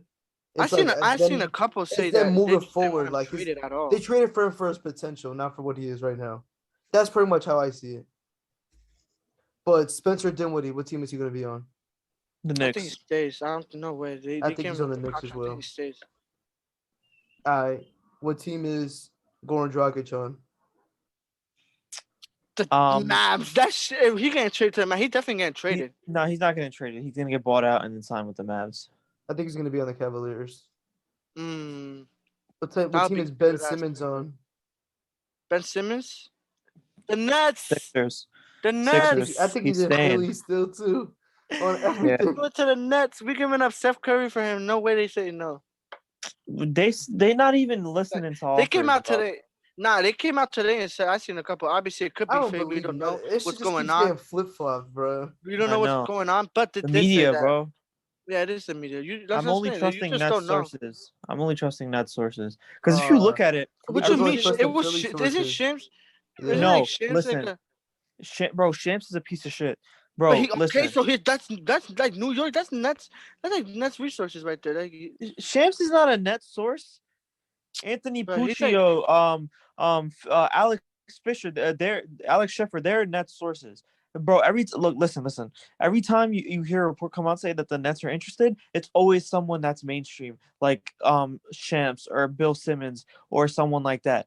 But every time you hear a report come out say that the Nets are not even listening to offers, it's net sources. And Steve Nash said it himself that they're not even listening to offers, and James Harden's not going anywhere.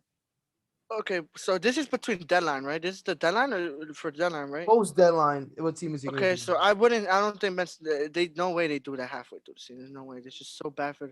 Yeah, I don't the think. I think they're waiting till But the end of the season. at the end of the season, like He I'm even not even discussed trying to something like. like that. There could be an option he could like. You guys need to do something, bro. You guys need to do something. What y'all build? I think you guys got. You guys. I think I Ben read a Simmons is a good report. ass fit. It's a win-win for each team. Honestly, it's a win-win. Ben Simmons, you guys need defense. He could. You know, saying he changed the defense. It's a for the lose Nah, Sixers for lose. receiving. It took Yeah. the Sixers a I don't long want to time. sign a guy that quits on his team. I You respect can say that I about respect James it. Harden. But KD, you say But you have KD there's is a a different difference thing though. in Kyrie There's a difference in the between lineup. Ben It's a Simmons and different. James Harden. James Harden gave a team 9 years of service, realized that they can't win, saw the direction they were going, and forced his way out. But Ben look Simmons, at what Harden's doing this season though. He what's he showed up doing? out of shape, and he has terrible body language throughout the entire game. He's not getting back on defense. Like he's just not. He hasn't been a top 10 player this season. He hasn't, and you're right, but he still shows up to the games, and he still fights through his injuries and plays through his injuries and stuff. Like that's like that. I respect that more than Ben Simmons, who plays bad and then gets mad that he gets called out and refuses to play. Because if he can do that to Philly, he can do that to us. Simple. I agree, but like this is how I see it. You guys have 3 ball handlers, right? Was it they barely? Come on, they're 3 ball handlers. KD, Kyrie, and James Harden. KD's not not necessarily a ball handler, but sure. Who's going? You know what I'm saying? James Harden is. You know what I'm saying? They're good, bro. He gets 20-something shots. He could get ISO. They posted in post. That's him getting the ball. He could handle the ball too. There's 3 ball handlers. Okay, You guys defensively, right, aren't that good. You seen Kyrie win a championship and KD. You don't need James Harden, honestly. So it's a win-win for each team, honestly. You add Ben I'm Simmons. sorry, but if Maxi's defensive, not and a you part can of run the small trade, ball it's just not a good trade. Wait, what? Oh, Maxi? Yeah, Yeah, but there's no way they're trading Maxi. Maxi's about to get. that's what I'm he about to saying. be- Like, he come about to on, get bro. rid of- But I don't know. Like, I just I see don't it as think a it's. win-win. I don't think it's as easy as everybody makes it seem. Like as swell of a fit. Like, everybody's like, oh, it's like a picture perfect fit for both sides. I don't really. it's not. Like, Yeah. off I hearing personally about do. it, I'm not gonna like lie. you initially hearing it, you're like Embiid and Harden. That's crazy. But like Harden he doesn't do well with Embiid's like he does good with a Capella because Capella's just pick and roll and throwing lobs the entire time. Embiid is Mhm. not. He isos and he gets the ball and everybody spreads out. And Yep. Harden doesn't play. Dwight Howard literally But fell off because after playing with James Harden. I would say this. I had my big problem with James Harden. I wasn't a fan of him when he was in Rockets because there was a lot of ISO ball, right? When he went to the Nets, his playmaking, he showed that his playmaking is there that he doesn't need an ISO to get a fucking assist, a pick and roll. You know what I'm saying? He could build around. We need a guard, and he could be a scorer too. Next to him, not Maxi, and then B would rather he would take less attempts. He's a winner now. He wants to win. He was saying he's in that he wants to win now. He has a different mentality this last 2 seasons. He just wants to fucking win, especially this season. You know what I'm saying? With the team he got. You know what I'm saying? You guys even said it yourself. We weren't even supposed to go to the playoffs. And he's doing his game playmaking. He got better playmaking in the post. All that. I think he would be willing to take left shots and let James Harden get the ball. Like it wouldn't. I think it wouldn't affect him because mid range, he could shoot mid range. He doesn't have to go to the post to score like many centers. You know what I'm saying? I think it's a win-win for each because then you add Ben Simmons, you can run a small ball with KD. That's I that's just like give him. Giannis running center. Personally, that's what I think. You know what I'm saying? You could have like Ben Simmons is a great defender. You're not gonna add him to. You don't need him to score how you needed him to score in Philly. So it's a different role for him in Brooklyn for sure. You're gonna get I more just gave up defensive on off James of him. Harden. That's just how I am. I just gave Yeah. up on him. Like with the way I've seen the shit I've seen from this season, like it's just like he has these games where he's looking like the best player in the world, but more often than not, he just doesn't look like the same player we've seen really the last couple of years. Like this season, he doesn't, and defensively too. Like his best trait defensively is him being able to guard a switch everything defense is where he excels at. And in Philly, he's not gonna be able to do that either. Yeah. I saw a report today that and this is unrelated, but I saw a report that said Jeremy Grant and the Pistons have mutual interest in trading him to Brooklyn. But for What are what you gonna though? offer though? Yeah, I Yeah. was gonna say I other than James Harden, I'm who else? Patty Mills. well, But does the contract match? we He have got an paid. 11. Well, he's getting paid like what, 20 mil around there. That's a lot, Yeah. Taha. You guys already got I KD, know, but James. keep in mind we have like a what, $10 million The trade trade exception, but exception. you can't combine that with salary. Yeah, you could. No, you can't.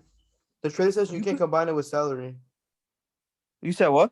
You can't combine it with salary. Then how are you supposed to use it? With draft picks, you can't combine it with salary. I've seen that happen before when people say whenever a trade happens, you know how whenever a trade happens, they say, "Oh, so and so team is Oh, he's sending right. He's right because draft compensation the and Nuggets cash." did the same thing for Jeff Green. They did that. They did what they do. They had like a trade exception. They had like 10, 12 mil, and they used But it to sign but somebody. they signed Jeff Green though. Oh yeah, they did sign him. Yeah, Yeah, no. But a I don't know trade about exception. trade. Well, you know them trade stuff. I mean, Yeah, a trade I don't know exception. Like about that. whenever you see a report that says like so and so team traded for this player and they traded this player, this pick, and cash considerations and cash, that's like trade exception, and that's the only reason why Sean Marks didn't get that much back for Spencer Dinwiddie because he had a plan for that trade exception. I think they're gonna attach that trade exception with like Paul Millsap, DeAndre Bembry, Javon Carter, James Johnson, some of those players, like two Oh, or three of those, and like a first round pick and the trade exception. I think it'll get it done. you can. I read it wrong. You can't combine two trade exceptions, but you're Yeah, you allowed to can't. have one. You could combine one contract with it. I mean, that's huge for them. No key. I ain't gonna lie. That is Yeah, huge. A If you 10 could million trade exception is a 10 lot. million, But yeah, then it's a what you lot. That's trading half of Cam Jeremy Thomas? Grant's contract. what'd you say, Miguel? You'll probably have to trade Cam Thomas. I don't know. I don't think so because Detroit, they're guard heavy, no? But I mean, what you about to just give up? What are you going to trade then? If you're not giving up Cam Thomas, I think the pick is Benbury is good enough. I think you're Benbury not is about good. to. You're not. They're not about to trade him for a role player that's not going to help them. they're a rebuilding team going for a number one pick. He's next right. year in the He draft. has I another know, point but too. Like, it's you're not- it's really about the fact that they're giving up Jeremy Grant's salary as well, I clearing up think a lot if of that's the cap case, then they're space. just gonna trade him for the THT package that the Lakers have. Like that, I don't know. I think they're gonna get outbid if you're talking something like that, like where you're just doing it for a first round pick and that's it. It doesn't make no sense to me. I don't know. If you could get Detroit's our Kendrick Nunn and Det- THT, Det- it makes Detroit. sense. Detroit is our feeder team, so that's another thing as to why I feel confident about that. So you're confident that you think you guys are gonna get Jeremy Grant? Not that we're gonna get Jeremy Grant, but that we're in the It's the running and it's option. possible. I don't know. I don't see mean, it happening. I think you guys are gonna get outbid if that's the case. I mean, But shit, I wouldn't be surprised now Yeah, with what I see from nah. the Blazers and the Clippers. yeah, they probably gonna be like, "Oh, you owe me a favor, or we got you later on in the run." We're gonna I'm owe you saying they gave us Bruce Brown. They let Blake Griffin walk, come to us. You feel me? Like they've come in clutch for us a couple times. Blake Griffin thing, you you can't even bring that up. He was a buyout. Like It was, when he talked to multiple teams, like he had interviews with multiple teams. It's not like he was like his first choice was the Nets, but he had an interview with the who was it? The Bucks. I mean- think he had an interview with the Heat at the time. He had an Yeah, interview with but the he Lakers. signed with us like the day of his buyout, I think. Yeah, but he probably knew he was gonna get bought out. Like these guys, And- like they And they I let remember their agents discuss. that we were his first option. Yeah, we're when KD called him. Mm-hmm. I'm saying so. I don't know. Detroit. I doubted to see you guys getting Jeremy Grant because it looked like they're trying to get a good package, like multiple first round picks type shit. A young I don't player. think he's worth that much. I don't think he is either, but I feel like a team is going to be dumb enough to do it. What team would be dumb enough to do that? Because Portland. because no buying team Facts. is gonna trade for Jeremy Grant, and no contending team can trade for Jeremy Grant because they don't have the assets. But you know, who does that leave? There's this little gray area Yo, there. what they do? You think that The the Blazers should have Raptors would went for trade for Grant him? with Norman Powell, bro. You think That's the what they should- Raptors would trade for him? Jeremy Grant? Like for Goran Dragic's contract and like Precious or another young player that they have? Nah, because who would But then who would you have coming off the bench? Scotty Barnes would have to come off the bench. See that? Hell Why no, would I you? think- I think You're the he main wouldn't. person that talks about Jeremy Grant ruining Cade's progression, and then you want to throw him on a team with Scotty Barnes. So you're gonna use my own logic against I'm him. starting bro. If you really think about it, Am I bro, wrong, Scotty though?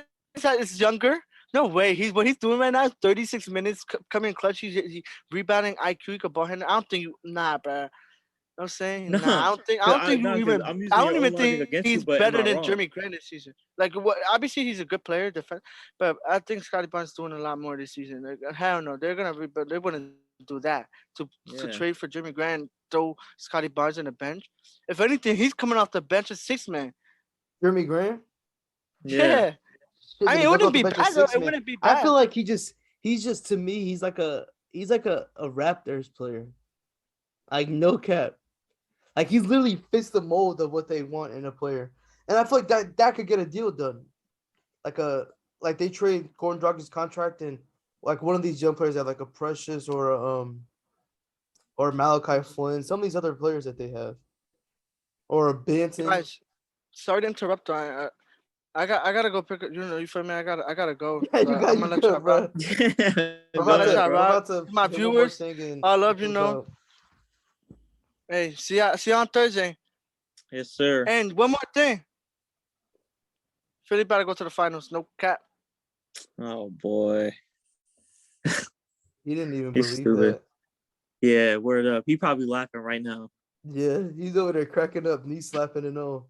I'm gonna pull up the All-Star reserves. We're gonna discuss these before we close out. Bet. If I could find the rosters. And I don't think we talked about it on the pod. I think that's before we started. For the All-Star reserves, Kevin Durant and Draymond Green's replacements are DeJounte Murray and LaMelo Ball. So that's a pretty good pick of replacements for the two. Yeah, I'm trying to trying to find it. The NBA they posted up like a graphic with all the guys that made it. Mm-hmm. So I'm trying to pull that up. Go to Bleacher Report. Okay, I found it. So we have I don't know. I don't like the way they have it. They had all the names just listed. Uh-huh. I'm just gonna Google it. Yeah, go ahead. Okay. No, just name them. Name it like that?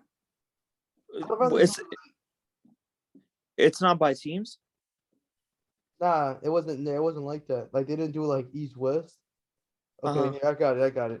So the starters, I'm gonna start off with the East. We already know who the starters are: KD, Giannis, Joel Embiid, Trae Young, DeMar DeRozan. Mm-hmm. And then for the reserves that were announced, I think it was on Thursday, we had Jimmy Butler, Darius Garland, James Harden, Zach LaVine, Chris Middleton, Jason Tatum, and Fred VanVleet. And like you said, with KD not playing, LaMelo Ball is taking his spot. Any surprises to you from guys that made it off the bench, or you think that should have made it over somebody else? Aside from the whole Jimmy thing due to technicality, not really. And the only person I thought was snubbed was Jared Allen, honestly. I think Jared Allen should have made it over Chris Middleton. Yeah, especially the fact that it was in Cleveland as well. I just don't think that it was very smart to put Chris Middleton in there. I would have put Pascal Siakam. I mean, not over James Chris Harden. Middleton too. Yeah, Jared Allen. Yeah, because they brought in a guard to replace a forward, with LaMelo replacing Yeah, that KD. makes no sense. So you can't even use the excuse that there was too many centers. We had to put a forward in there. That just doesn't make sense. So I think Chris Middleton absolutely should not have made it this year. Who do you think starts in place of Kevin Durant? I'm not being biased. It's probably Jimmy Butler, right? Name the reserves one more time. So the forwards is Jimmy, Chris Middleton, and Jason Tatum. I could see it being Jason Tatum or Jimmy. I think it's going to be one of them. Jimmy deserves to get it. He deserves to get the starting because of his nod team over him. success, yeah. But if they put Jason Tatum in there, then it would be due to individual stats. I don't even think that. I think personally, he's having a better season than Jason Tatum. But if it goes to it's like a popularity contest, he had more fan voting than he did. Jimmy had more fan voting? No, Jason Tatum had more fan voting than Jimmy did. Yeah, he plays pretty definitely. He got a lot of votes. And then we had and then Eric Spoelstra was named the head coach of Team Durant as well. Yeah, that makes sense. That was probably the best. It was announced through it's whoever had the number 1 seed in the conference by Sunday, and then with Chicago's loss to Philly, that put Miami in first place. Oh, so it was either Billy Donovan or Spo? Yeah, whoever had first place at the time. Okay. So is it the whole Miami Heat staff, or is it? It's the head coach and assistant coaches, and he gets to pick who replaces Kevin Durant in the starting lineup. So I'm pretty sure he's gonna go with Jimmy. Yeah. Yeah, he's probably gonna go with Jimmy. Yeah, for sure. That's his guy. Yeah, my boy. Remember when they were in the bubble and they beat the Celtics, like when they qualified for the finals, they had like the little after party thing, and Jimmy showed up with Spo's college jersey on. Oh, that's he went to Portland University or some shit like that, and he showed up with his college jersey on. Yeah, then the one game crazy. After this guy did it against Tyler Hero, did it against the Celtics where he had his big game. He showed up in their dinner after the game with a high school jersey on from this guy, with a Tyler Hero high school jersey on. I'm like, yo, where do you even be finding these shits? Exactly. Yeah. like Spo's college jersey, that's crazy. Yo, he's such a good follow on Instagram, bro. He's so funny. Jimmy Butler. Yeah, I don't know if I follow him. Yo, because after every game he posts up just some goofy shit.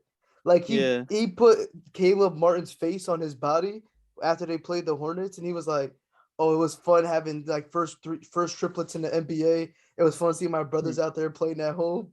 And they put a picture of him with Caleb Martin and Cody Martin on the court. He's funny as hell. Yeah, he is funny. I love that one video where he's walking out. I think it was when he was on Team USA. he's walking out, and the fans like, "What took you so long?" He's like, "I was taking a shower. I can't wash my ass." Yeah, him and Max Strus's relationship is like that. Like you see the one where he was walking out, and then they went to go handshake, and Max Strus just stick up the middle finger. Yeah. They do that on Instagram all the time. Like he just be commenting, he's like, "Who the fuck's going to Strus night?" When he had his Strus night at his college. It's like nobody going to no damn Strus night. Juice. We go move to. No, go ahead. Not like he be posting on. I seen some of the posts that he be posting on Instagram because sometimes Bleacher Report and stuff posts. Yeah, they be reposting it. Yeah, and there was one where he was just making fun of Strus because he had like a bad game or something. Yeah. And that was just funny as hell. But anyways, go continue what you was about to say. Yeah, I was about to go to the West. My only problem with these was I don't think Chris Middleton deserved to be an All-Star this year. He's an All-Star caliber player, don't get me wrong, but I don't think he had a better season. I think Jared Allen deserved it over him. Yeah, I think he only got it because he's Giannis' teammate. And because he's coming off a great playoff run too.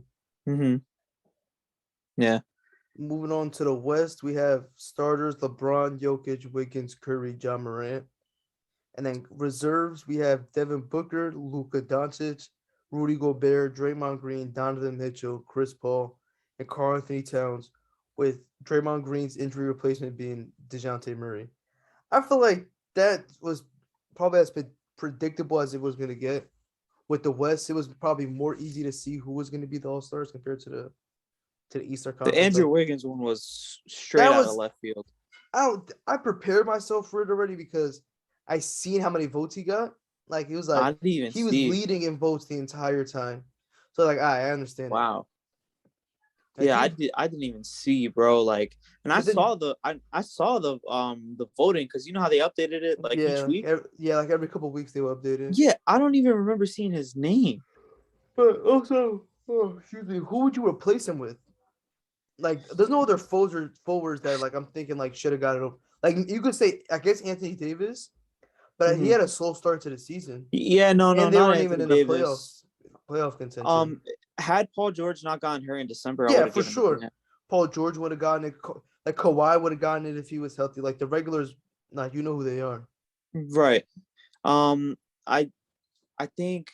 Like I see a lot of people saying Anthony Edwards was a candidate, but I don't think he deserved to make it over him. Let's go down the list. Jared Jackson Jr. Yeah, that's a good one. Desmond Bain. That one's a little arguable, but Mikal Bridges, DeAndre Ayton, Kristaps DeAndre Ayton was a good one. Porzingis, another Brandon good one. Ingram. Yes, Brandon Ingram. I don't know if Shai Gilgeous-Alexander was even in consideration because he's not a forward. I would have given it to Brandon Ingram.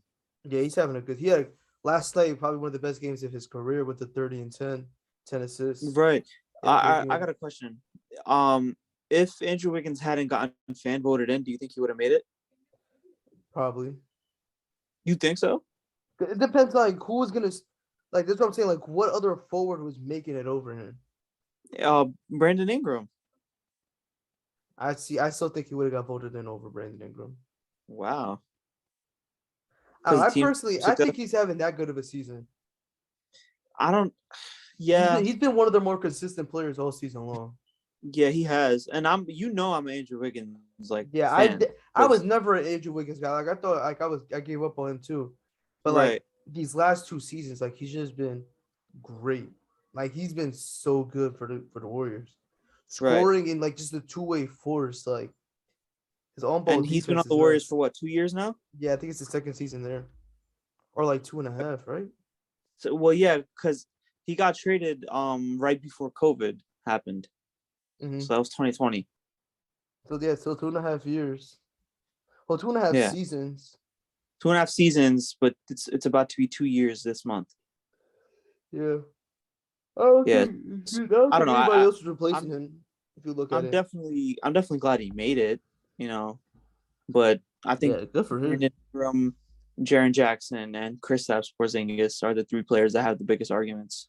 I would say Desmond Bain has a better argument than Jaren Jackson Jr. You think so? Yo, I really like him a lot. Like he's been one of my favorite players this season. Because he Word. brings it, bro. Like he don't give a fuck who he's playing against. Yeah, no, that's that grit. For real, they're bringing it back.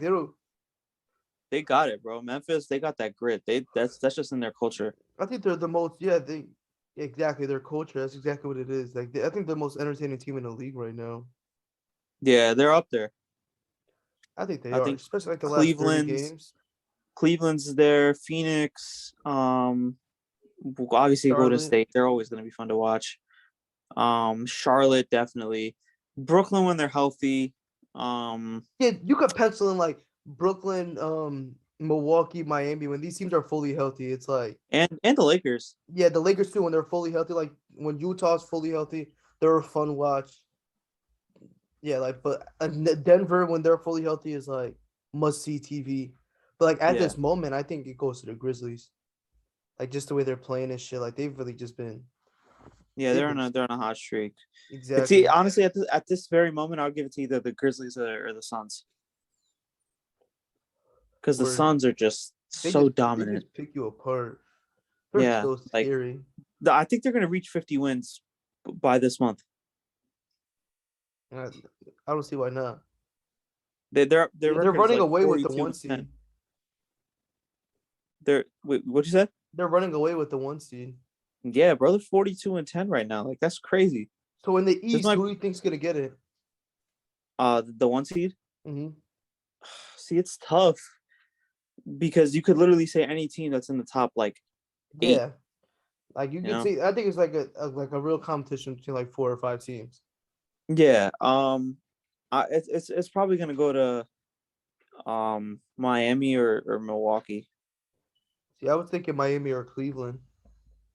Because Cleveland has that could be Cleveland. But I'm gonna give it to Miami for the simple fact that they're fully healthy now. Or for the most part, we have an easy schedule remaining. Yeah, and it's the hardest part of your season is probably done. Yeah, for sure. I was seeing it. Somebody said it on Twitter the other day. We have 26 games left or something like that, or like 30, and we only have 9 road games left for the season. Wow. So we played because we went on a stretch where it was our first 30 games, 24 or like 23 of them were on the road. So like, we played a lot of road games already, and we already played a lot of the tough teams on the road.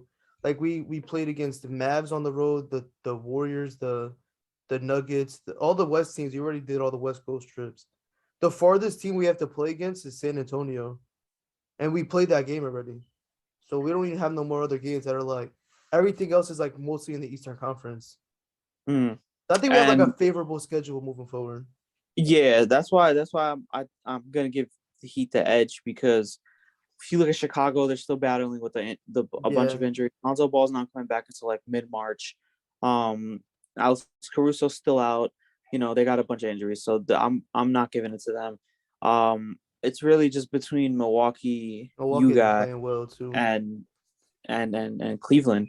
And I think now that they have Karis LeVert, it's gonna be interesting to see how well that fits. Like how fast he could get acclimated too. Yeah, and if it even makes a difference, or if they're like, are they gonna get worse? Are they gonna get better? Or are they gonna stay the same? Yeah, it's hard for them to get much better, but it should really just like stop the bleeding when Darius Garland comes off the floor. Yeah, because like that's their biggest issue is when he comes off the floor and like they don't really have much. Like Rajon Rondo's a good playmaker, but he's not a threat to score. So it's completely different when he's out there making plays than when Darius Garland, where teams are guarding him from past the 3-point line. Like I'm really excited to see Rondo and Levert play together. Yeah, I think that's a good fit for him too. Yeah, we should see a lot of lineups with them.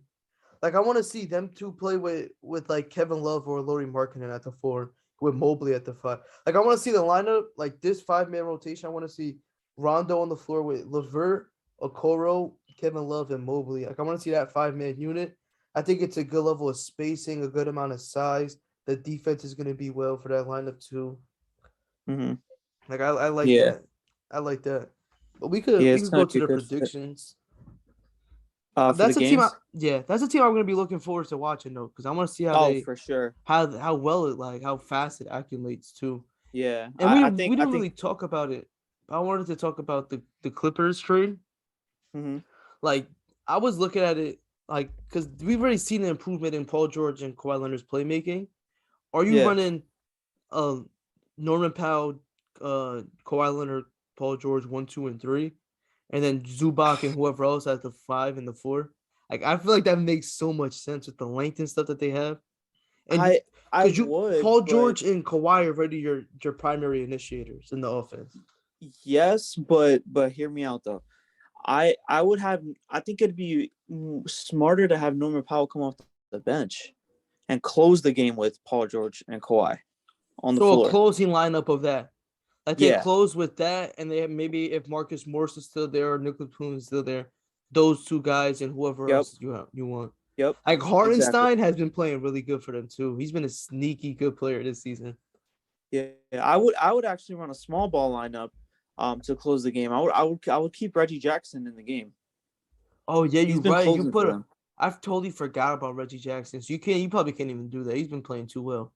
Like if they're Yeah, no, closing, if he's I would run there, a small ball lineup to close the game. I would have Norman Powell at the 2, Paul George at the 3, Kawhi at the 4, or either one of Paul George at the 4, Kawhi at the 4 and or the Batum at 3, the 5. and then Zubac at the 5. I'll probably go Batum at the 5. So if you're talking about Yeah, small you could ball, because he's you could do that too. Batum is so good. Like we played against them recently. The Heat played against the Clippers, and he was the Mhm. primary defender on Bam, and like he just did Uh-huh. such a good job. I have so much respect for Batum. It's just the way he Shit is like crazy, bro. he switched his A game year ago, around. bro, Exactly. he was gone virtually. Like he was exiled from the leagues. He was terrible. Like he was not a good basketball player. Yeah, bro. Like he was ghost for like 3-4 years. Where- After that stint with Charlotte that he had. yeah, which didn't make no sense. He just got his bag, but now he Mhm. looks like he could play another 3-4 years. Honestly, Yeah. Good for him. we're happy for him. We're gonna go Yeah. to the predictions. Starting off Monday, February 7th tonight, we have Raptors Hornets at Hornets. I'm going Hornets in this one. Like we talked about before the show, they got on a Uh-huh. little losing streak. I think it's got to end at some point. I think it's gonna be today. You're right, but then again, the Raptors, it's a good matchup against them. Yeah, And- definitely. It's gonna be a fun game because both of these teams like to run. Like they Mhm. both like to force turnovers or off of live rebounds. They like to go. Mhm. So, And the Raptors, the past few games, they've been fighting. So yeah. I'm gonna pick the Raptors just to be different. Yeah, I feel you. This is low key a must watch game of the night. With everything's turning out. League pass game of the night. I'll call it that. Miami The at Washington. I think Miami definitely put Bradley Beal's not even playing. And we see yeah. they've since Kyle Lowry's been back, they haven't played two good teams, but they blew out the Spurs by like 25, and they were up Mhm. by 30 points at one point against the Hornets. So I think they should be able to handle business against the Wizards. Yeah. Wizards is not a hard matchup for them. I'll definitely No. give that one to Miami. And I just want to say one thing. I've been complaining about Bam's aggressiveness nonstop. Last 3 games, he's at like 18 attempts a game. I think he's at 23 points his last 3 games. It's like after he had a terrible performance against, I forgot who. But after then, it's just like, I think it was against the Raptors. He played bad against them. And then after that, we played them again. He just went off. He had like 30 something points. Like he's been going off these last like 4 or 5 games. But moving on, we got Suns at Bulls, which is obviously this. That's why I said League Pass gave it like this is on Yeah. DVD, and this is gonna be a fun one. Yeah, it is. I think- But I still got to give the edge to Phoenix. Yeah, for sure. You can't bet against them. Like they're too good. Yeah, bro. Like, look at that record. I don't think I've ever seen a team this dominant in a while. Since Golden State. Yeah, and I think even Golden State was a little bit worse than this. 72-9.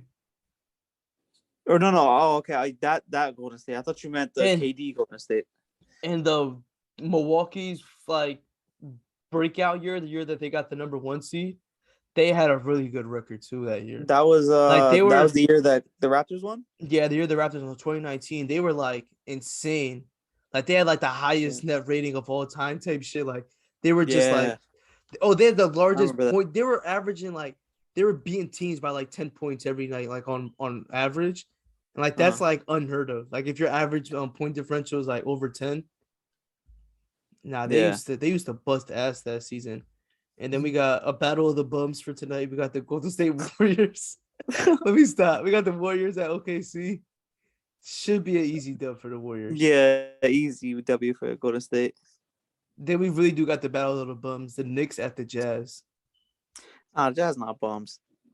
They've been looking like it. Shoot, They had their a tough record stretch. is similar to yours, no? Yeah, don't disrespect us, bro. Nah, Look. that is similar. Yeah, they're not a terrible team, but they're just having a bad stretch right now. Yeah. I'm still gonna give them the win though. Yeah, they should be able to. They're probably a bad matchup for the Knicks just because of. Oh, but Rudy's not even playing. Oh, yeah, he's out, right? Yeah, so that's you look at them completely different. Right. Yeah, never mind. Oh well, actually, I mean, they're still playing the I don't Knicks. know. Knicks are 2-8 in their last 10 games. on the Jazz are- rebounding end, The Jazz are 3-7. they're not missing much, right? Yeah. What? Oh, I said on the the- rebounding? Probably not. Because Hassan Whiteside, he's a really good rebounder. So, Yeah. and I think he wouldn't have trouble with Mitchell Robinson. Yeah, they should still be able to pull the win out. Donovan Mitchell's Mhm. playing, like they're fine. Mhm. Yeah, I got the Jazz in that one. The Knicks are a tough watch right now. Yeah, I'm they're only always a watching. tough watch. I'm only watching for RJ Barrett and whatever minutes Obi Toppin gets. Straight up. When I'm watching, I'm just like, yo, put Obi Toppin in the game. Right? Yo, You might as well just experiment. I with know lineups. I know I talk a lot of shit about him on this show, but Julius Randle has just been so frustrating to watch this season, bro. Because I watched a could lot of tell Knicks it's all games in last his head. season. And last season, yo, he was hitting like everything, like hella contested mid-range shots, side steps, all that. And now he takes them and it's like, bro, why are you taking that shot? Yeah. But yeah, because Yeah. I think it was like he shot like 40% off pull-up jumpers last season, like something high. And then this season it's dropped, like it dipped a lot. Yeah, I feel like it's the fact that the crowds are back. I think the league kind of figured him out a little bit. I just think it's all in his head. Where he does have these good nights sometimes.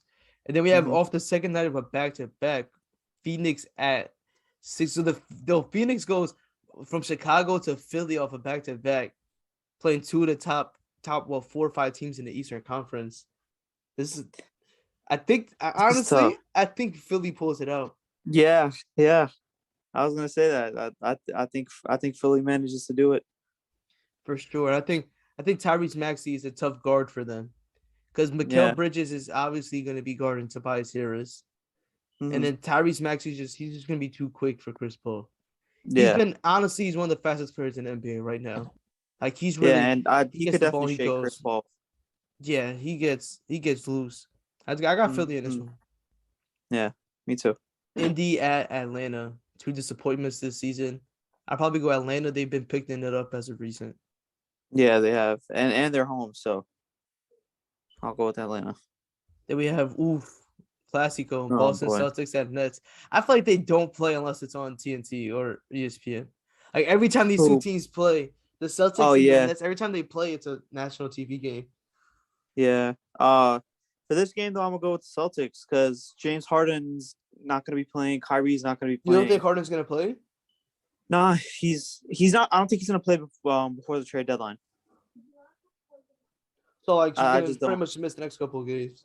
Yeah. I know he had that hamstring tightness and shit. Yeah, they're calling it hamstring tightness, but it's really just him waiting to see if he's gonna get traded or not.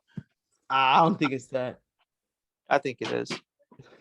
That would I be think it's crazy. hamstring tight. I think it's hamstring tightness, but I don't think it's. He's played through worse. That's what I mean. I think they're just playing it safe. They know it's a marathon, not a sprint.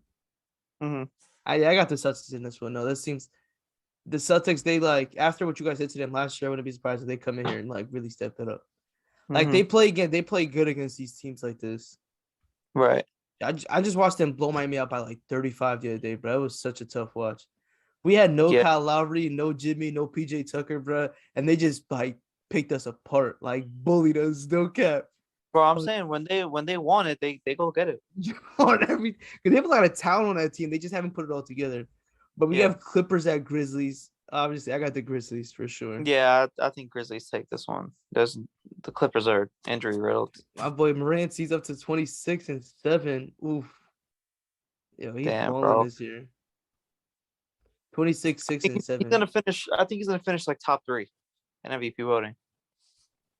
He might. Then we got, this is the battle of the bums. Rockets at Pelicans. Pelicans are gonna pull it out again. Yeah, Yo, They- Zion needs to come better. back already, bro. I don't know. I don't even know if he's gonna play this season, bro. Yeah. Then we have Detroit at Dallas. Oof, I like this. This is a game I'm gonna tune into. Because the big comp was Cade and Luka when Cade was coming out. That was like the Right. ultimate ceiling. And I think he's shown a little bit of Luka in him. Not as much magic, but as like vet savvy is the word I want to use. Right. I want to check that game out. I'm gonna still give this one to Dallas though. For sure. They got too much talent on that team compared to the Pistons. Yeah. Then we have Knicks at Nuggets. Ooh, that's a good Pull one. this one off too. They've been playing. Yeah, I think the Nuggets. As of recent, like they've struggled all season long shooting the 3 ball, but as of recent, they've been playing. They've been shooting really good as a team. We have the Bucks at Lakers. Oof. This is gonna be a Giannis always goes at AD's neck. Yeah, bro. I Giannis' think stat line is crazy. right. Like you see that 29, number. 11, and 6. And you getting first team all defense type of shit. Yeah, I think he's the MVP this season. In honestly. general. I think he is, yeah. Huh. I think he's giving it to you not a on both crazy sides of the take. court too. I think Giannis is at that point in his career where it doesn't Every matter year is where the team is. borderline. Yeah. Right. Yeah. You could call him the MVP every year, and Yeah, it's he's not a bad you take. could pencil him in for top 3 every single season, like how Right. James Harden was for like that 4 or 5 year stretch, where you could Right, just and pencil him LeBron. in. Yeah, for sure. Yeah, I think he's been playing out of his mind this season. No cap. Yeah. And he's taking a lot more jumpers too. Yeah, that's really good. Yo, it's like, But, and yeah. I feel like they just don't give a fuck about the regular season right now. Like they lost to the Cavs the other day, and he came to the post-game conference with a bucket of chicken, bro. Oh, yeah. I Like, saw that. he don't Yeah, give I a remember f- they don't. They got so much confidence right now.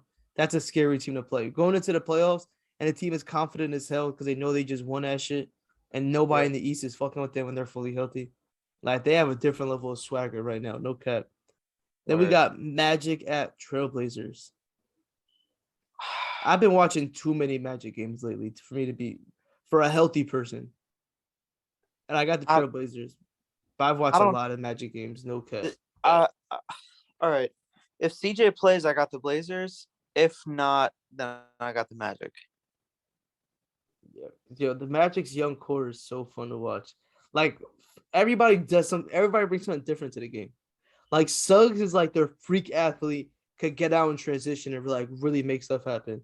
Like I don't know if you've seen it, but when they played against the Bulls, is when he had like one of his better games of the season.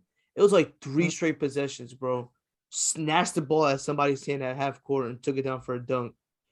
The one dunk posterized DeMar DeRozan like bad, like really got up on him. Yeah, The- that was the the day. second- That was my day for the Instagram page. Yeah. Yeah, I remember Then- that. And then he stole the ball like a couple positions later. And the very next possession after he stole the ball for a dunk, stole it again, bro, did a 360. That shit was crazy. Yeah, that's wild. Like, and then you see him doing the thing where he's like, yo, I like this is my like the D way standing on the thing. Like this is my Superman. shit. Exactly, bro. The Superman, yeah.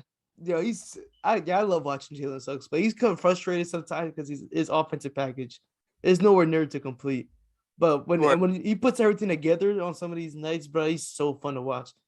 Like he takes his Fan of Cole Anthony too. yeah, exactly. Like him and Covington just bring so much different shit to the game. And then Franz is just like he's just like a vet out there. Like no cat. Franz Wagner. Yeah, what is he? Who does he remind you of? He reminds me of like a Harrison Barnes, Gordon Hayward type of guy.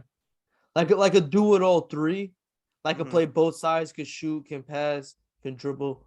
Just I don't know how high his ceiling is, but he I think reminds that's- me of something like that. What?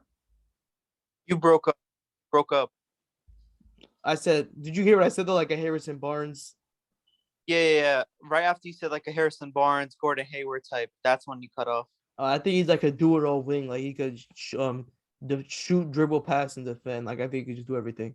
But I think his athleticism isn't like you need like a certain level of athleticism to really like reach a high level in the NBA.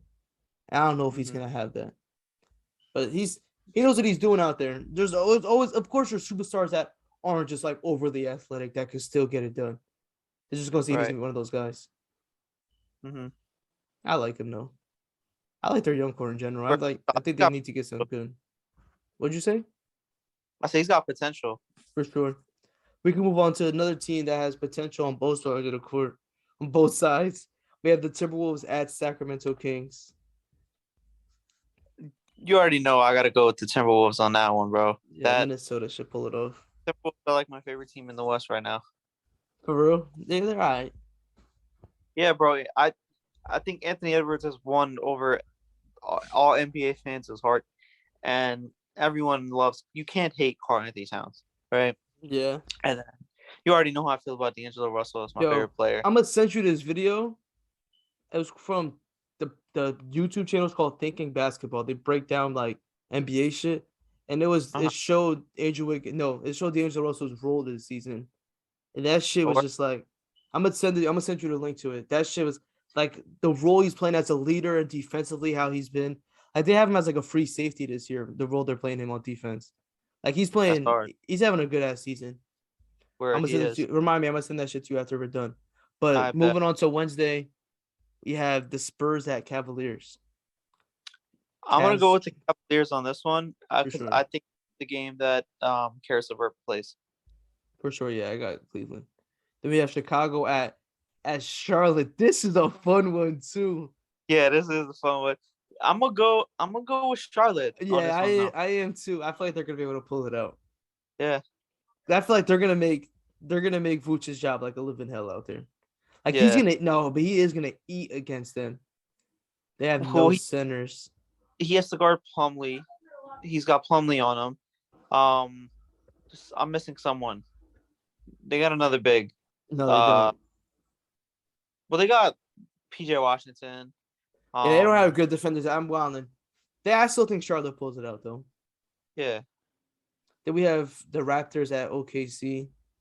Very similar molds between the two teams. I'm going with. I feel like OKC is like Toronto East, Toronto West. With the way their team, like as in like all their players are like similar archetypes.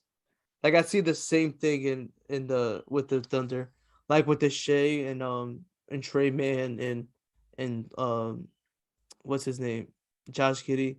Like I feel like these are all similar archetypes. Crazy though. What'd you say? OKC, their front court. Yeah, I'm saying as in like Toronto, they have their guys. You feel me? All these guys are like similar archetypes and builds, like Pascal, Scotty, OG, Precious, Boucher. Right. Like these guys are all the same shit. And I feel like OKC is the same thing. Like they just get straight high level, like not the same build as them, but like the same thing as in like they get their guys. Yeah. Okay, like high IQ, move the ball around, like finesse players. Mm-hmm. Yeah, I got Toronto. Who's the X factor? I think it's still Shai Gilgeous-Alexander. But you got Toronto winning, right? Yeah, for sure. Who'll be the X factor in this game? Yeah. Probably Pascal. Yeah, I agree. Yeah, I can't. I talk highly of Pascal Siakam. I think especially these last like 20 games. Bad match for OKC because who they gonna put on him? Yeah, because he's like a baby Giannis with his length and his speed. Mm-hmm. He's a poor man's Giannis. Really what he is. But then we have Golden State at Utah. I think Golden State pulls this out. Yeah, I think Golden State takes it. If Gobert comes back, it's a bit more of a competitive matchup, but I think he's going to be out for probably like another game or so. Yeah, but Golden State that's a fair matchup for the Jazz because you have two drop killers in Steph and Klay Thompson. Like they Mhm. play Gobert so far back, but at the level of the screen. So whenever they run the pick and roll, and he's gonna drop back, and it's a wide open three for those two guys every single time. And even a guy like Wiggins, he's turned into a great drop killer, and Jordan Poole too. Like the guys that have like quick triggers, like they're gonna succeed against teams like the Jazz. Like we Yeah. seen it last year. Like they have if you have good shooting on your team, it's a scary matchup for the Jazz because they have to run a drop with Gobert in the southwest side of the court. Right. That's part of the reason why I think Golden State's doing so good now is because they found people to step up for some of the people that they lost from that dynasty team, like Sean Livingston and you know Yeah, they can play just a whole bunch of different ways. Their team is very versatile. That's the word it was. yeah, But they can't really play big, but their small lineups are just so good defensively. They just make up for each other's mistakes. They right. move on a Yeah. string defensively for sure. They're hands down probably maybe one or like top three best defenses that I've seen this season. Yeah. Like overall, not even just like off the rankings. Like when this I team feel is like locked they're in, in the league that could lock down any player. there's only really like 3 or 4 teams, or maybe like 4 or 5 teams I can see that really like you put like a star player against them is gonna struggle every time. Like I see that in them. I see that in Phoenix because they have Mikal Bridges and Jay Crowder. I see that in Yep. Miami with the defenders that they have. Milwaukee, Milwaukee. Yep. and I think Toronto is another team like that. Yeah. Moving on, we That's have spot on. Lakers, Trailblazers. I mean Lakers. I'm wilding. The I got the Lakers. Lakers. Oh, Yeah. okay. Yeah. Yeah, I got the Lakers on that one. And then we had Timberwolves at Kings. That's a good. Didn't they just play? Oh. Nah. Oh yeah, I think so. Yeah. I got Kings for the second one. No, I got Timberwolves for both. We're about to I run think through these last good couple match. games. We're on the final day. Wait, no, we stop on Thursdays. I'm wilding. That's it. Oh, I was that's about to it? keep going. Yeah. I think you guys are tuning in. This was a long one. We got lost in conversation, but Word. one of these are fun every now and then. Thank y'all for Word. tuning in. Trade deadline special on Thursday. While the trade deadline's Coming. happening, that's where we're gonna start. Probably gonna start. Word. I'm gonna be in class, but I'm gonna still be in touch. So you can text me while you guys are recording. Yeah, while I'm in class. we'll probably go like 20 minutes before the deadline and then on forward. Right. Yeah. So you guys could text me and I could tell you guys what I'm hearing. Word. But I think you Word, guys tuning in. We'll see ya. Stay safe, everybody.